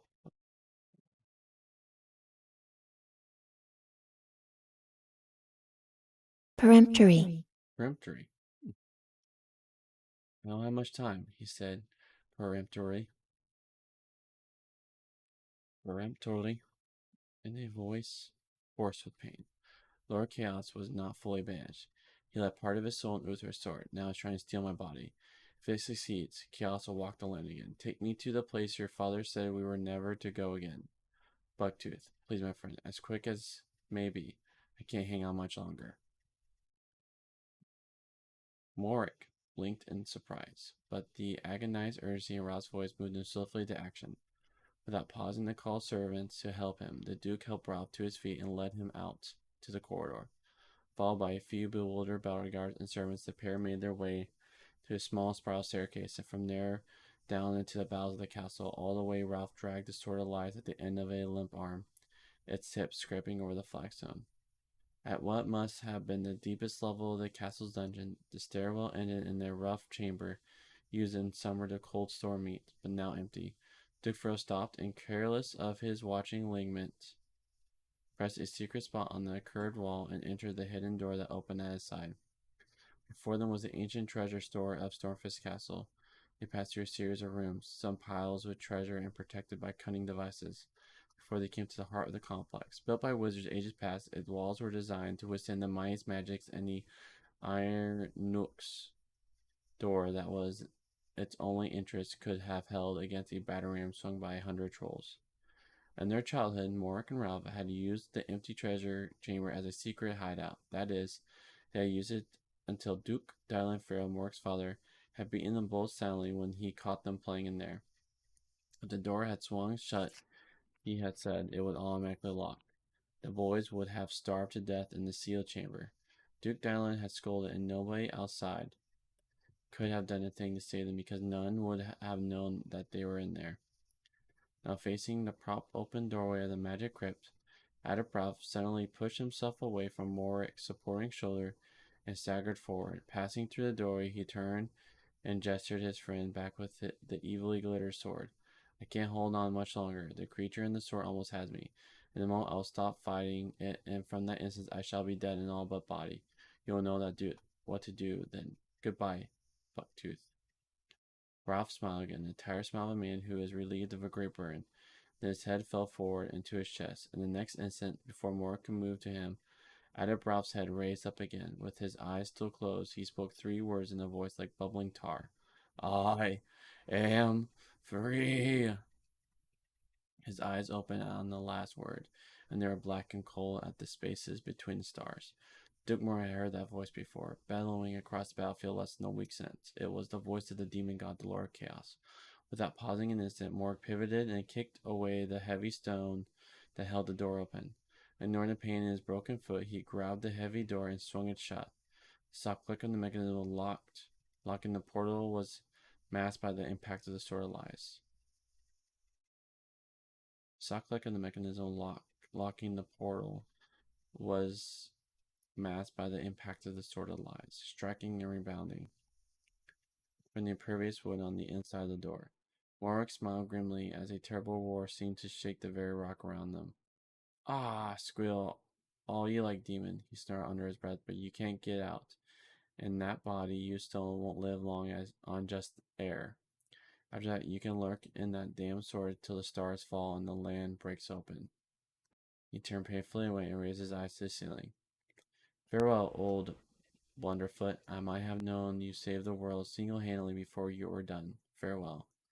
With that, he let his bodyguards help him limp away from the door to the chamber that imprisoned a god.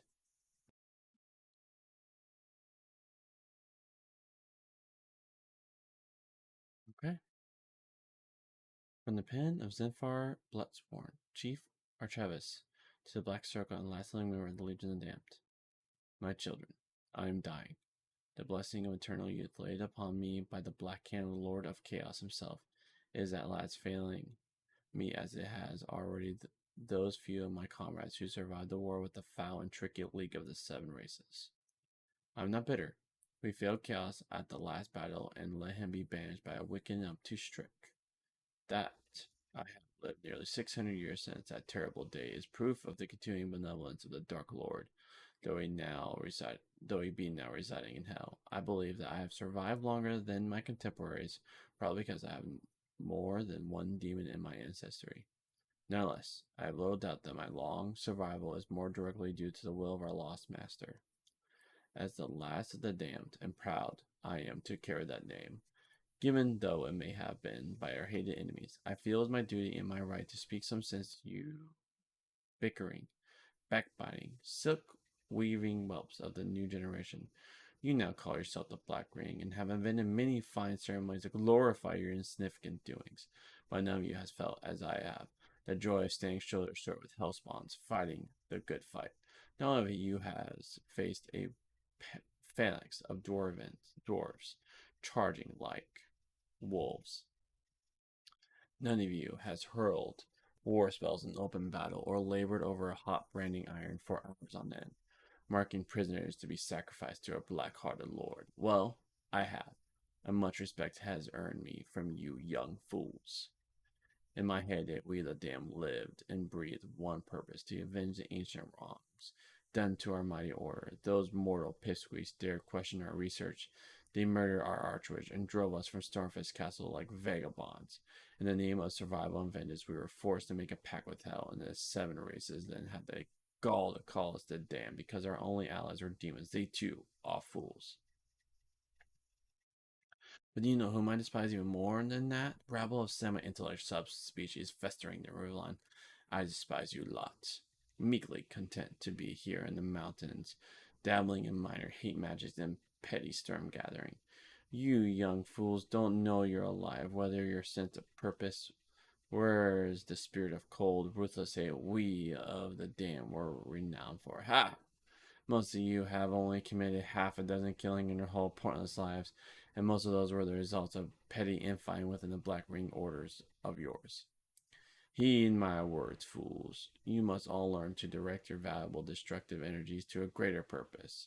It is your born duty to torture, butcher, enslave, and degrade every last member of the Seven Races of Raylon for what they have done to us. Think of them down there living continually and their productive lives when their true destiny is to be at our feet as groveling servants or chattel for our beloved demon allies. Now listen closely, you young bastards. I once saw the great archmage Uthric forge a sword. A terrible blade it was, but it was also held a dark secret. Into that weapon the Lord of Chaos put a little part of his own soul, making it the most deadly weapon ever wielded by mortal hands. But more than that, it was a second chance with Chaos banished from this plane. The sword remained as a link to him. The spirit within is a separate entity unto itself, but is also an ethereal bridge that might serve to return our Lord Chaos to us.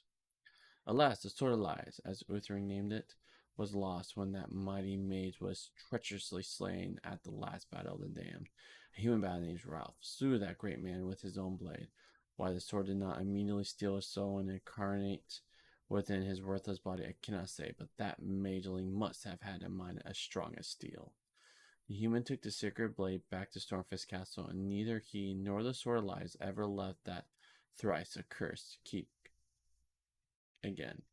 May Ralph was murdered for the blade by Duke Furl and the sword hidden away in the castle somewhere. I cannot say for certain. My spies inform me that the present castle staff are quite unaware of the existence of this mighty artifact that still must surely be within the keep. The secret of its location may likely be known only within the Furl family. I feel myself weakened and have determined, while my strength lasts, take my own life at Broken Tooth Crag. I have always enjoyed the view from up there. I therefore command you with my dying breath to begin the quest for vengeance once again.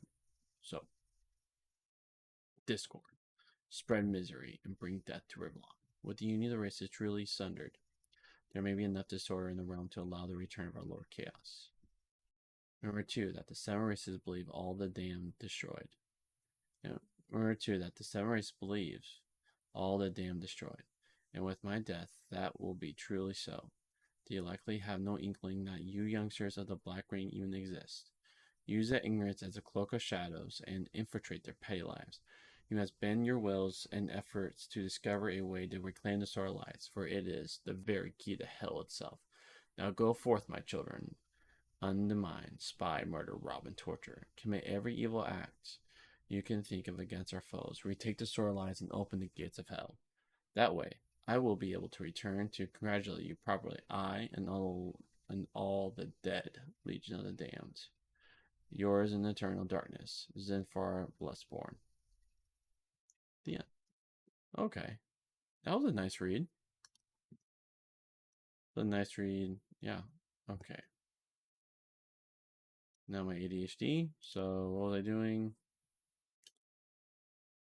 Okay. I know I did this, but I'll just do it again just in case.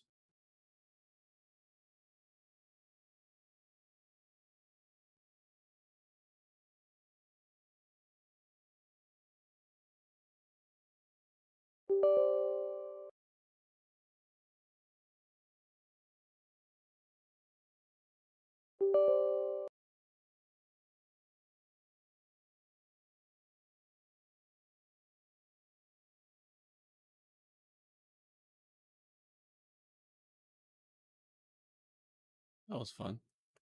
Fun little story. I wish I would have known that was there until just now.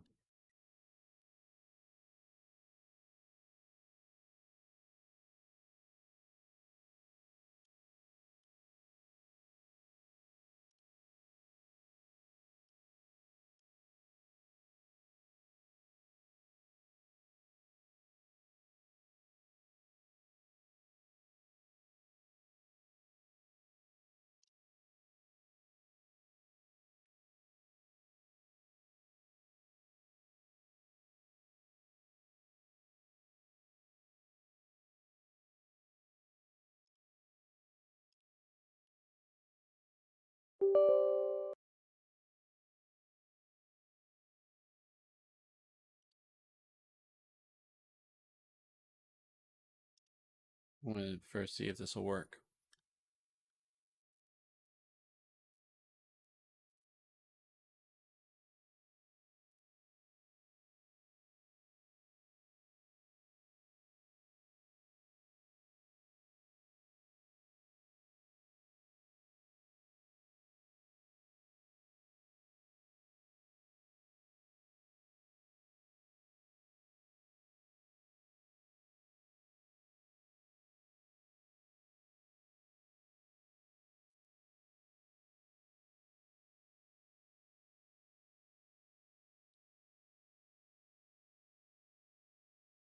Oh, hello there.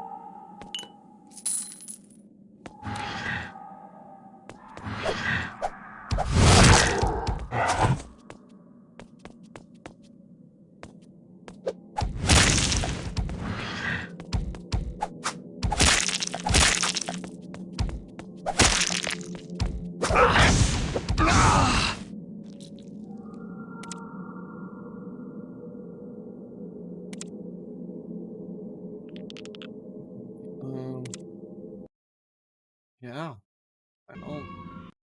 It gets so zoomed out. I really don't like that.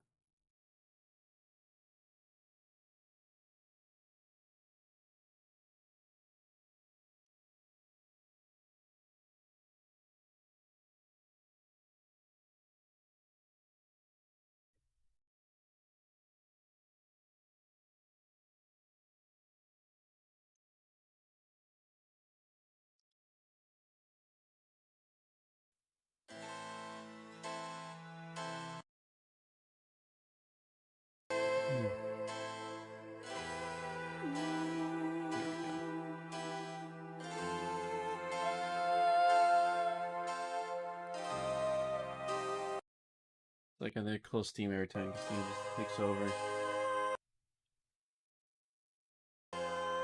Should go to bed soon.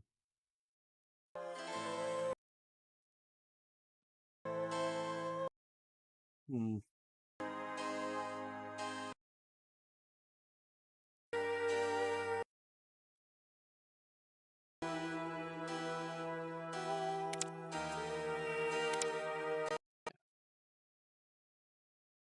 Oh. Right.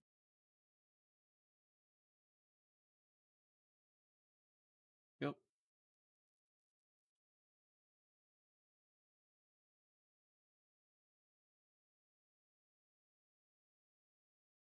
There we go. Actually, I want to do the one right before.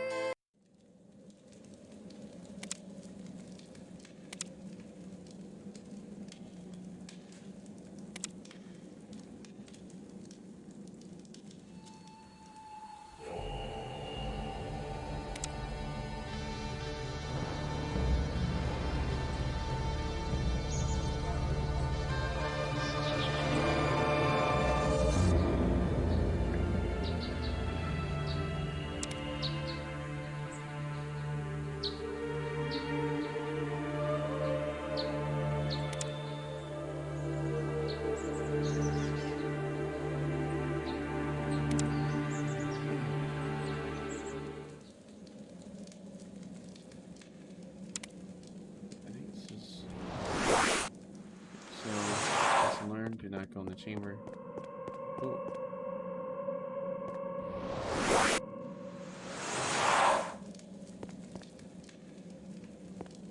Okay. So let's try it.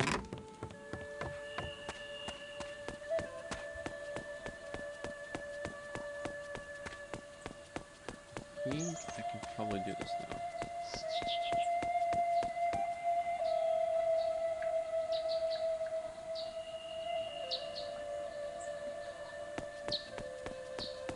Grab my stuff.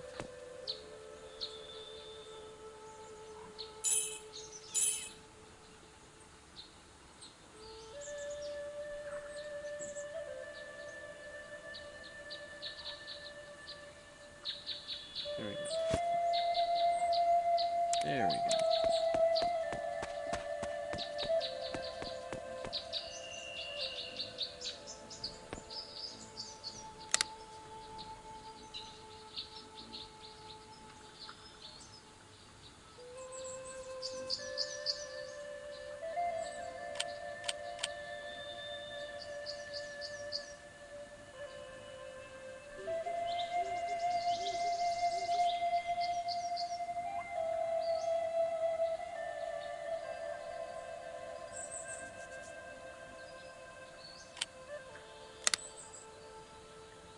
How much money does he have? 700.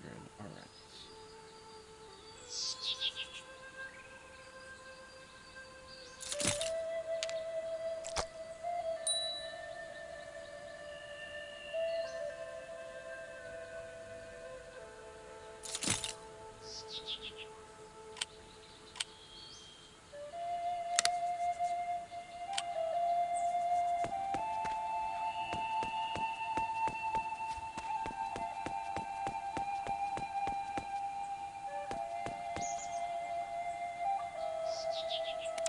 I'll just save over. Alright, let's try. Oh, before I do that, let me go buy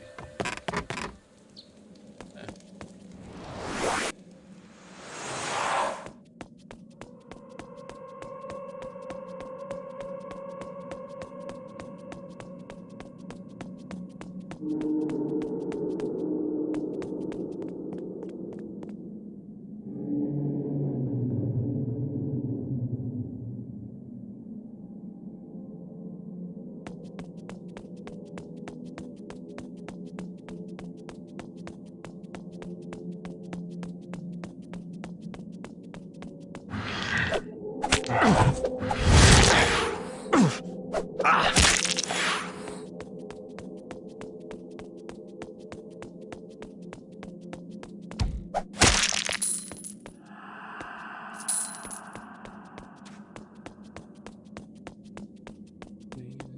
the fire.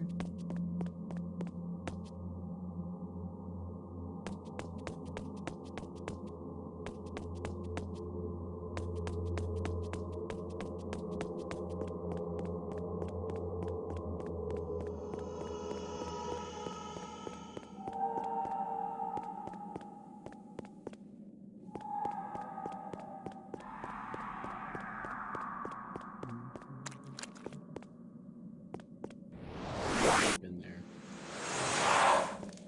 Let's go against Jake.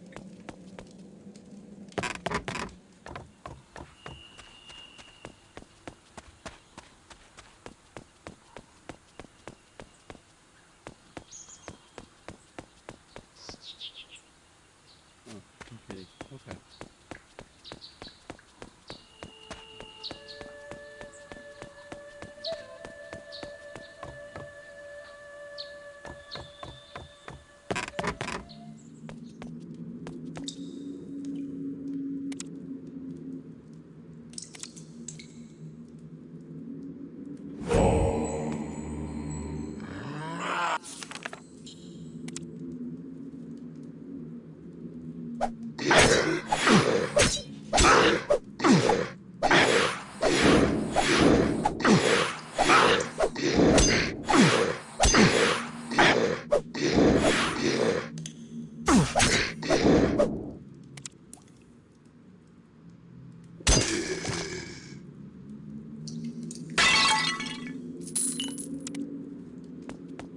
Yes.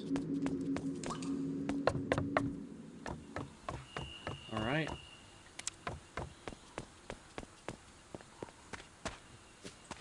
Now comes the big people. Trial begins. Oh.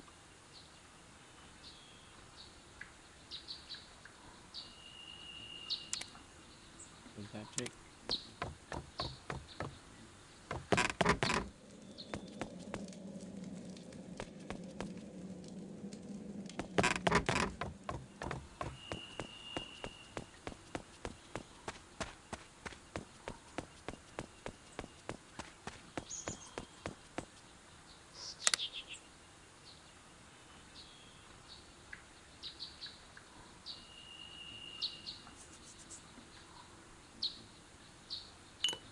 Please.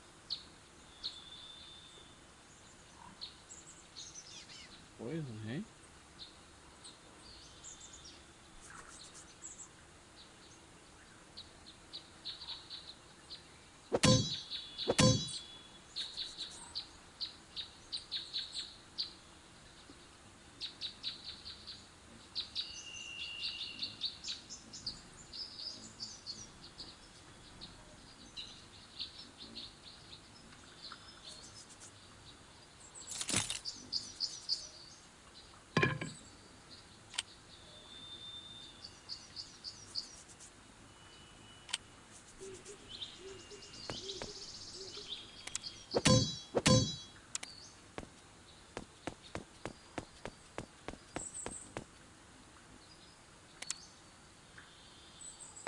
Alright, let's first rest.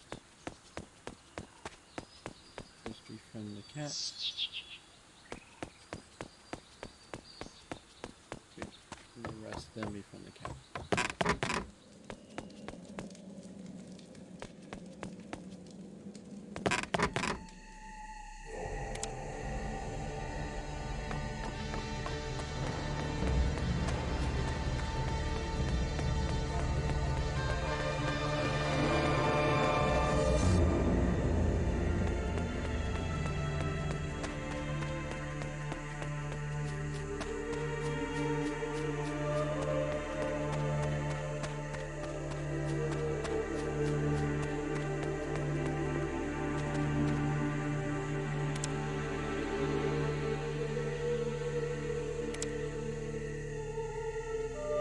I can't use that.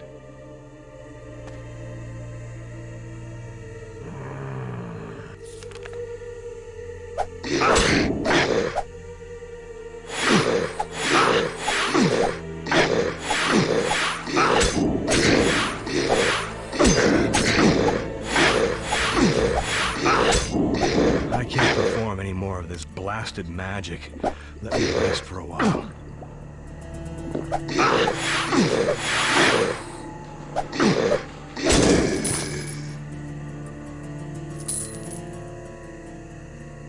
Here lies the late,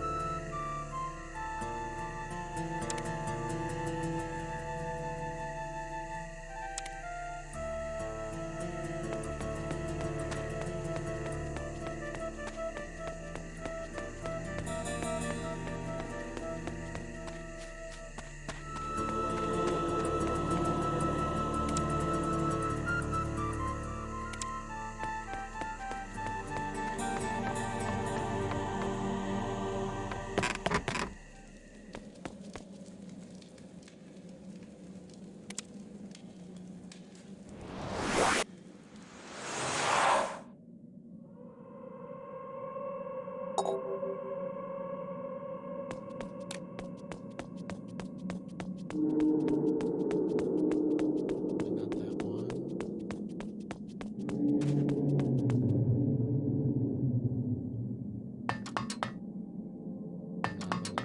No, that one can wait.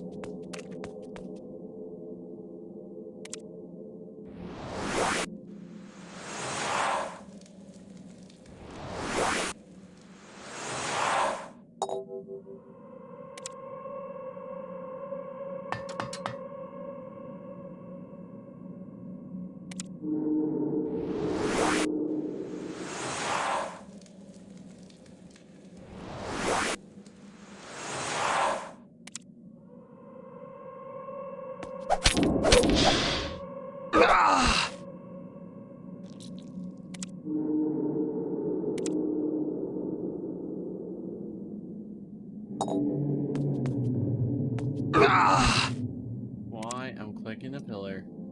Just go up the dang pillar.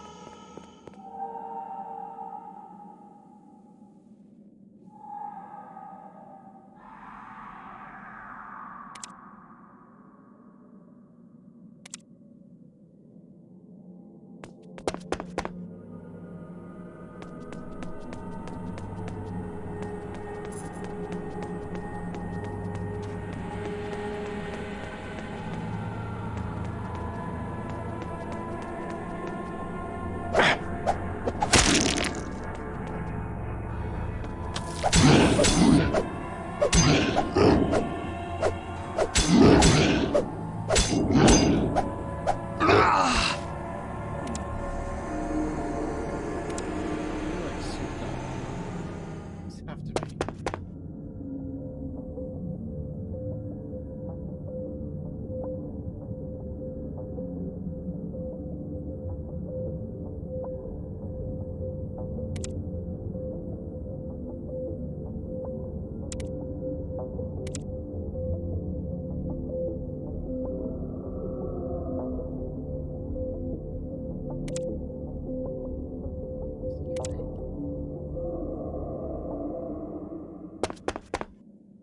Yeah.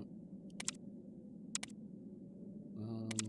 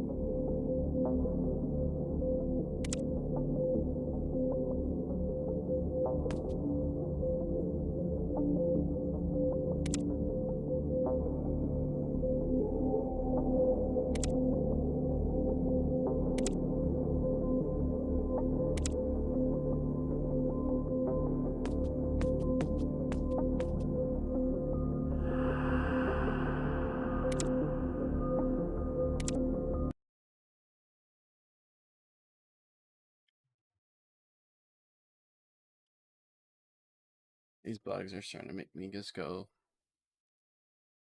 Makes me want to wash my hands and say I'm done. Sometimes.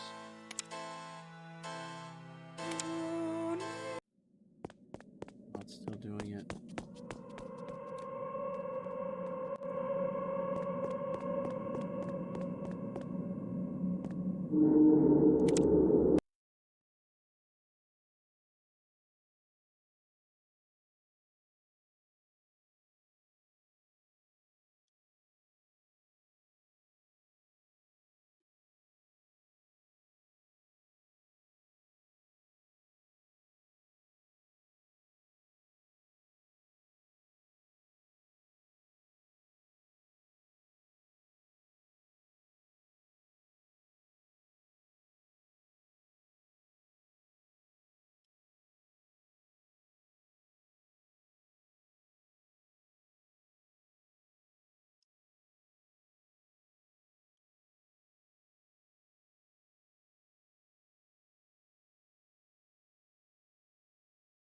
Oh. I don't have it on.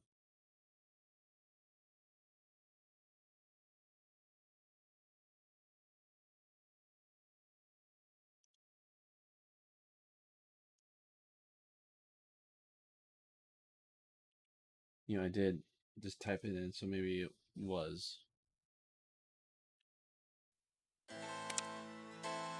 That's funny. Oh. I see. Okay.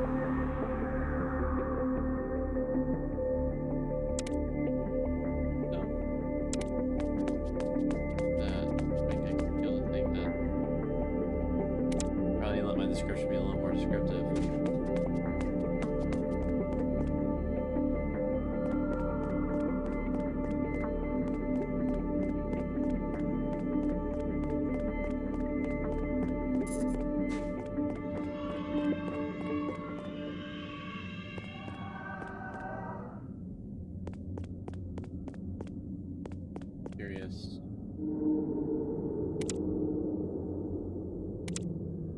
What's this? Gee.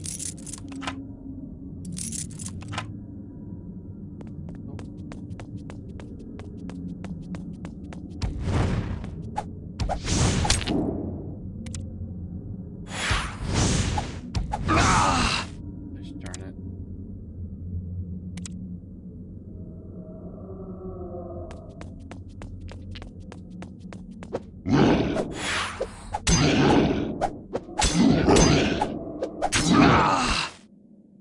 These guys are just souped up and just jerks. Can't take them on yet.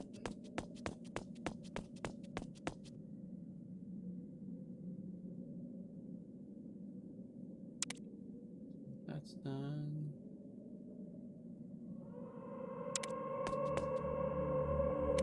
Save. Anytime I just have like I can save.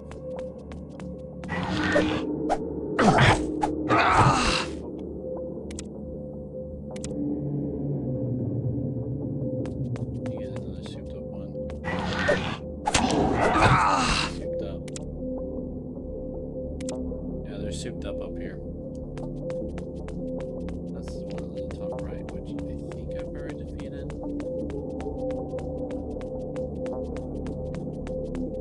Again. Let's see me defeat.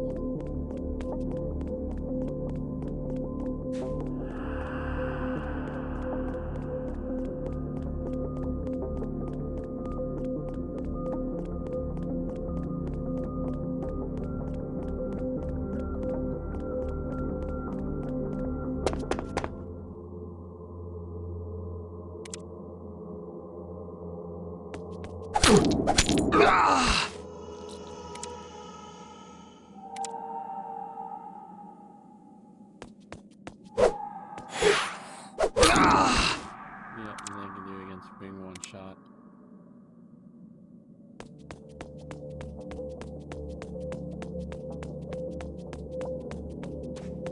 Cheese it.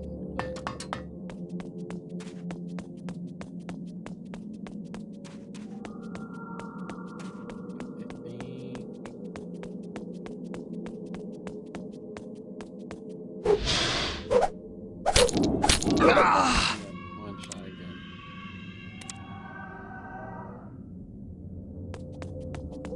Run away from him. Right, me. There's nothing.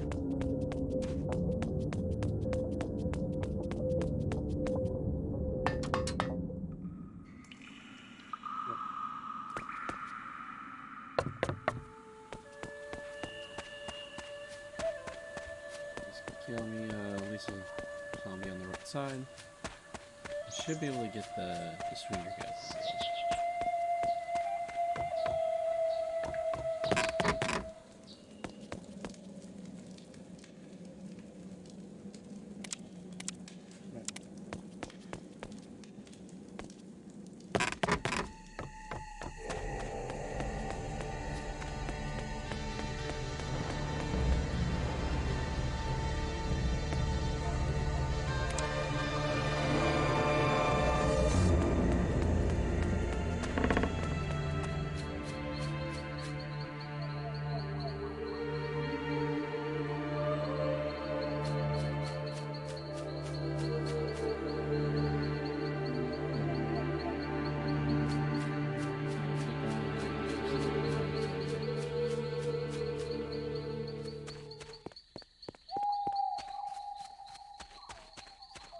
Or a heavy orc, some call them.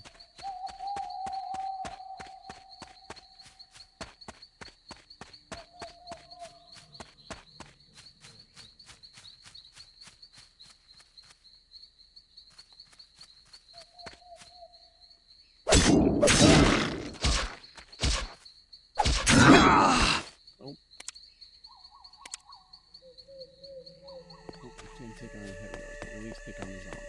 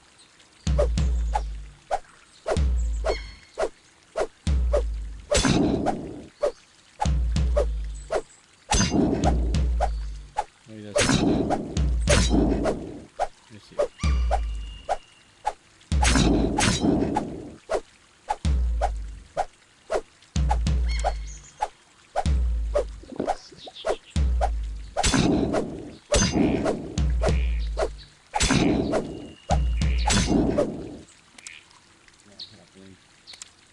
That's okay. I'll at least take on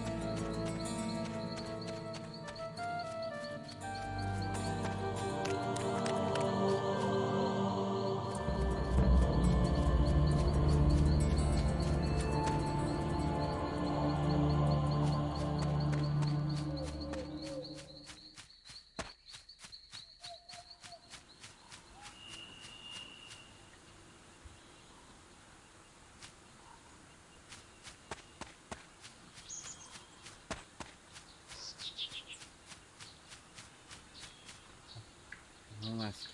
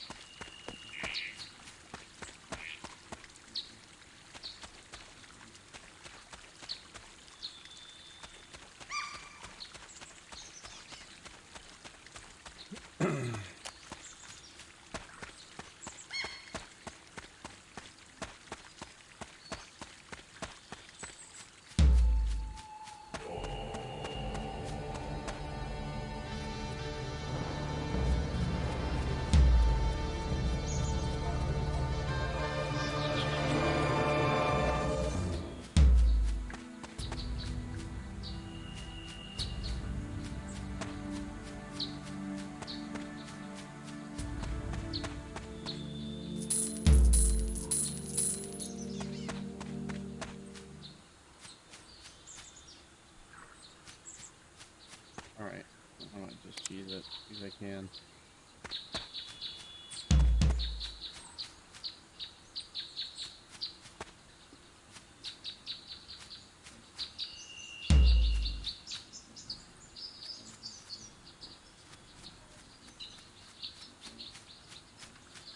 You ran back.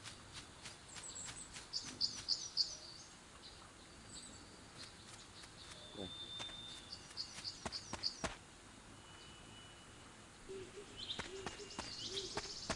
Take that chest now.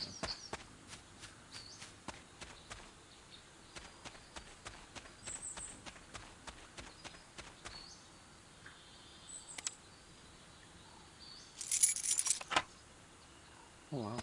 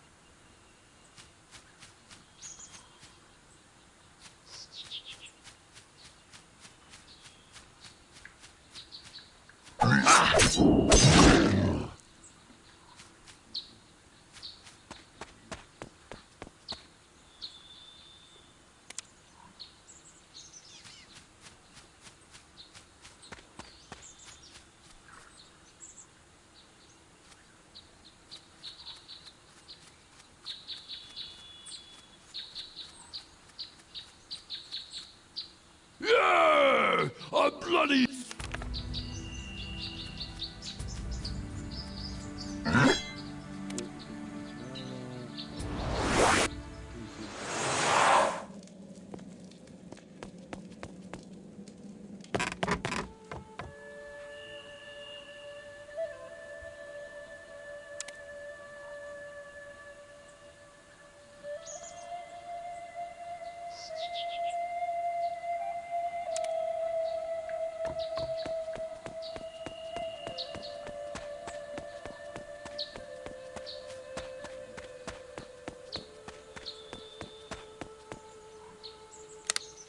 Oh.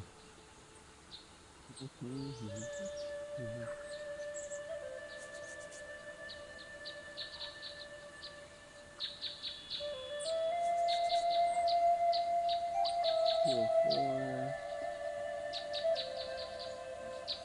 20. Let's do the fence. Hmm?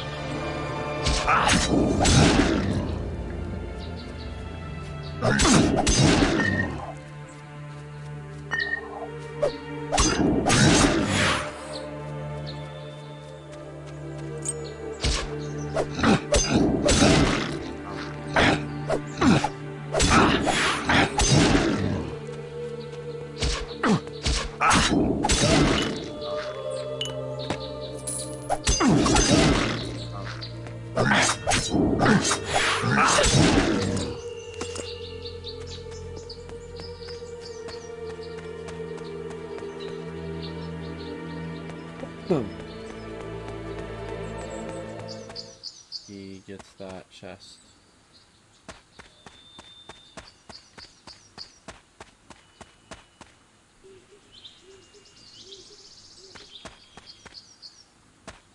Brilliant! Huge waste.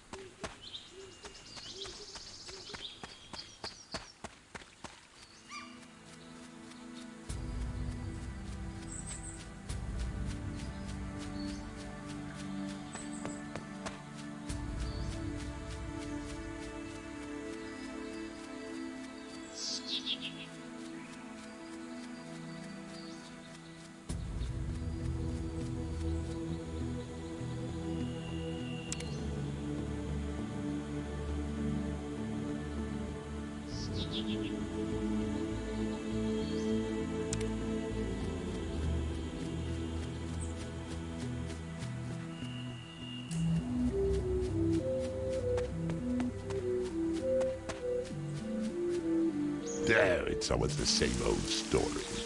John do this, John do that.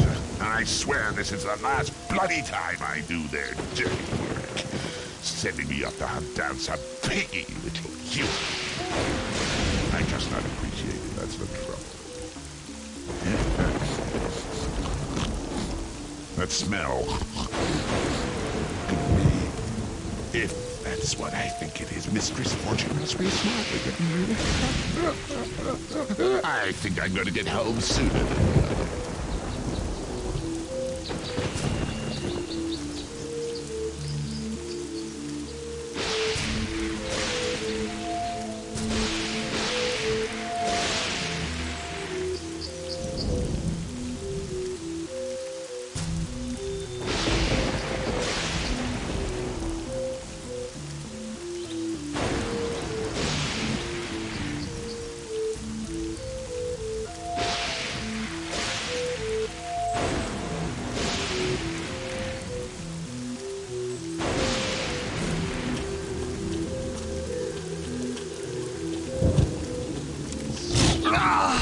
Halt!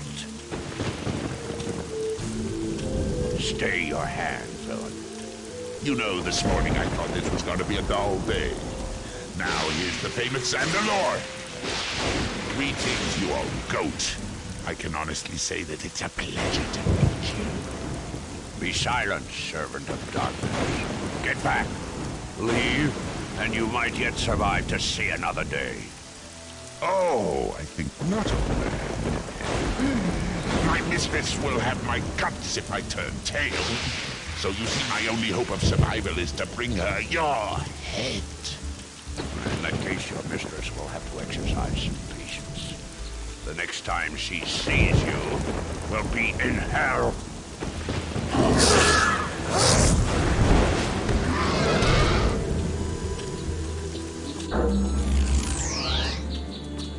Thanks, dude.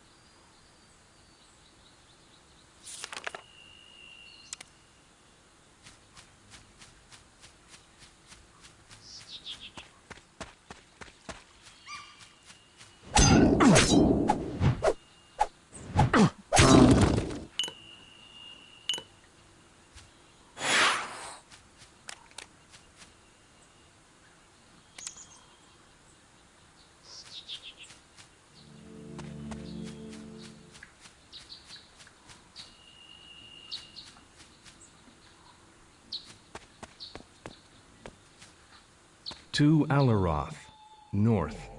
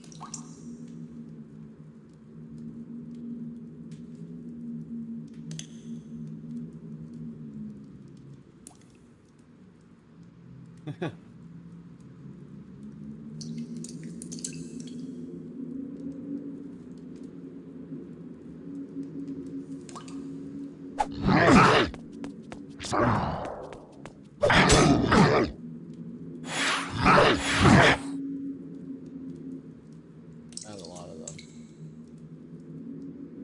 Yep, I'm going to have to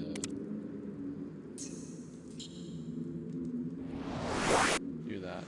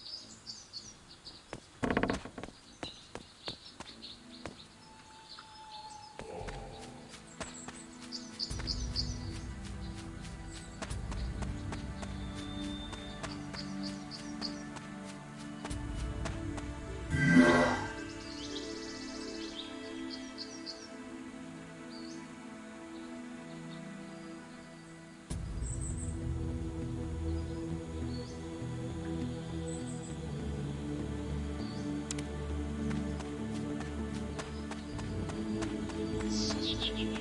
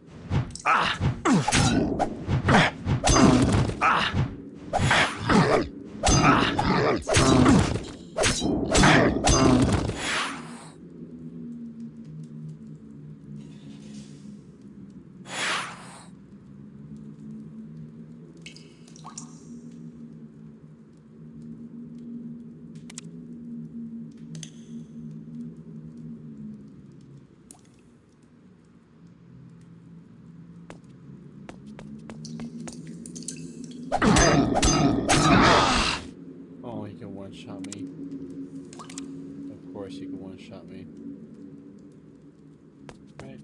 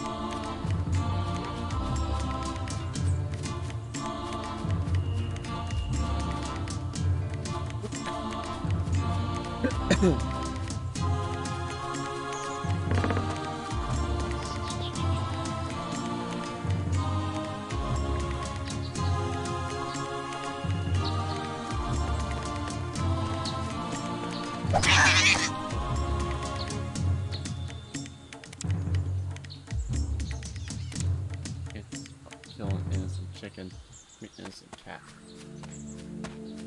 Oh, hi.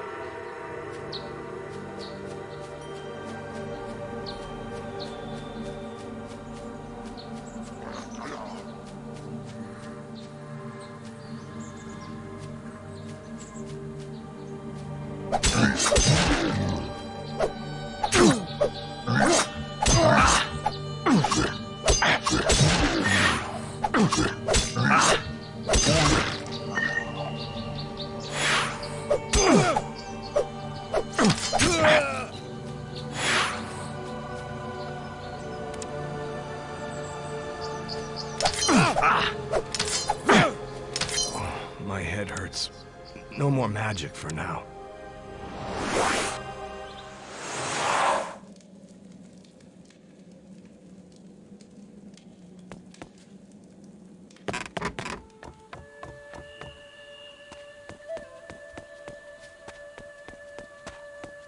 The vendor may have now been killed. Here's something. There's no moment when he... Oh, he's still here. Okay.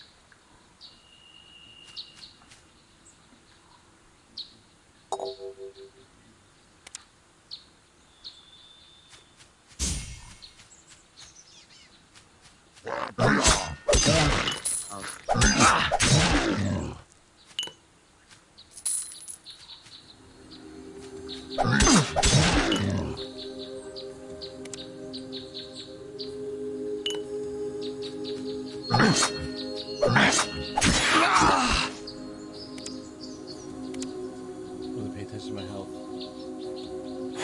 Too darn excited.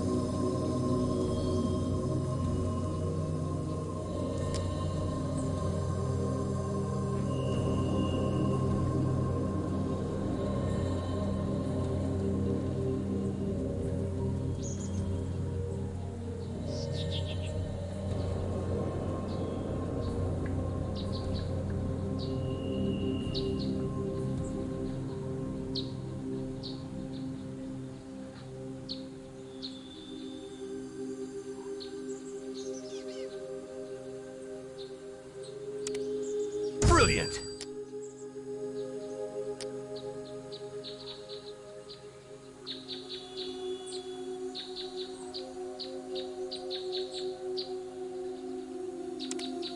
Yes! Wait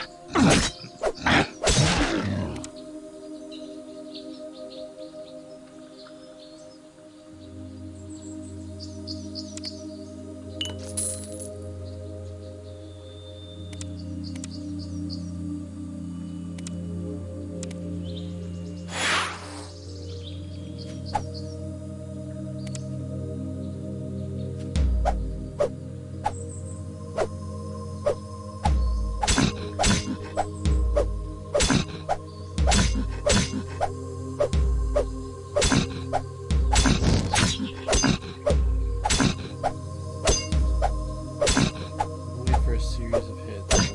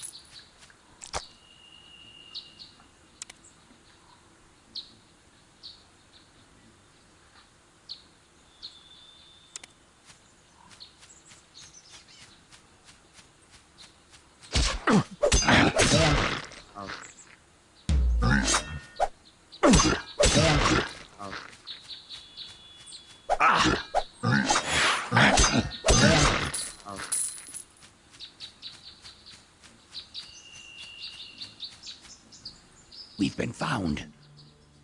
Protect the secret of our hideout. Silence the intruder!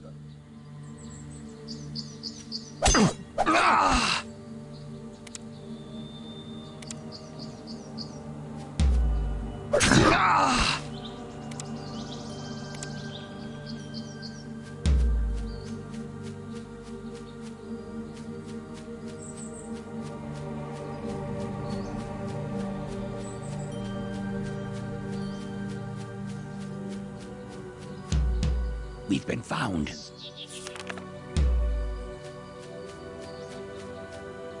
Ugh, it's locked.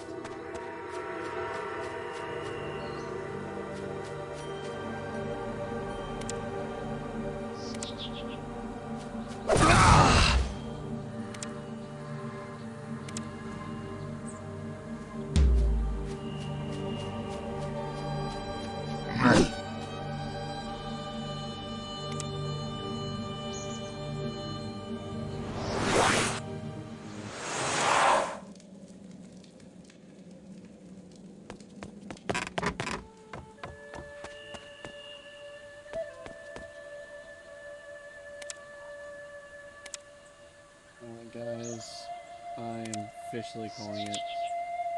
Y'all have a good night. Love you guys. Choose Ethan.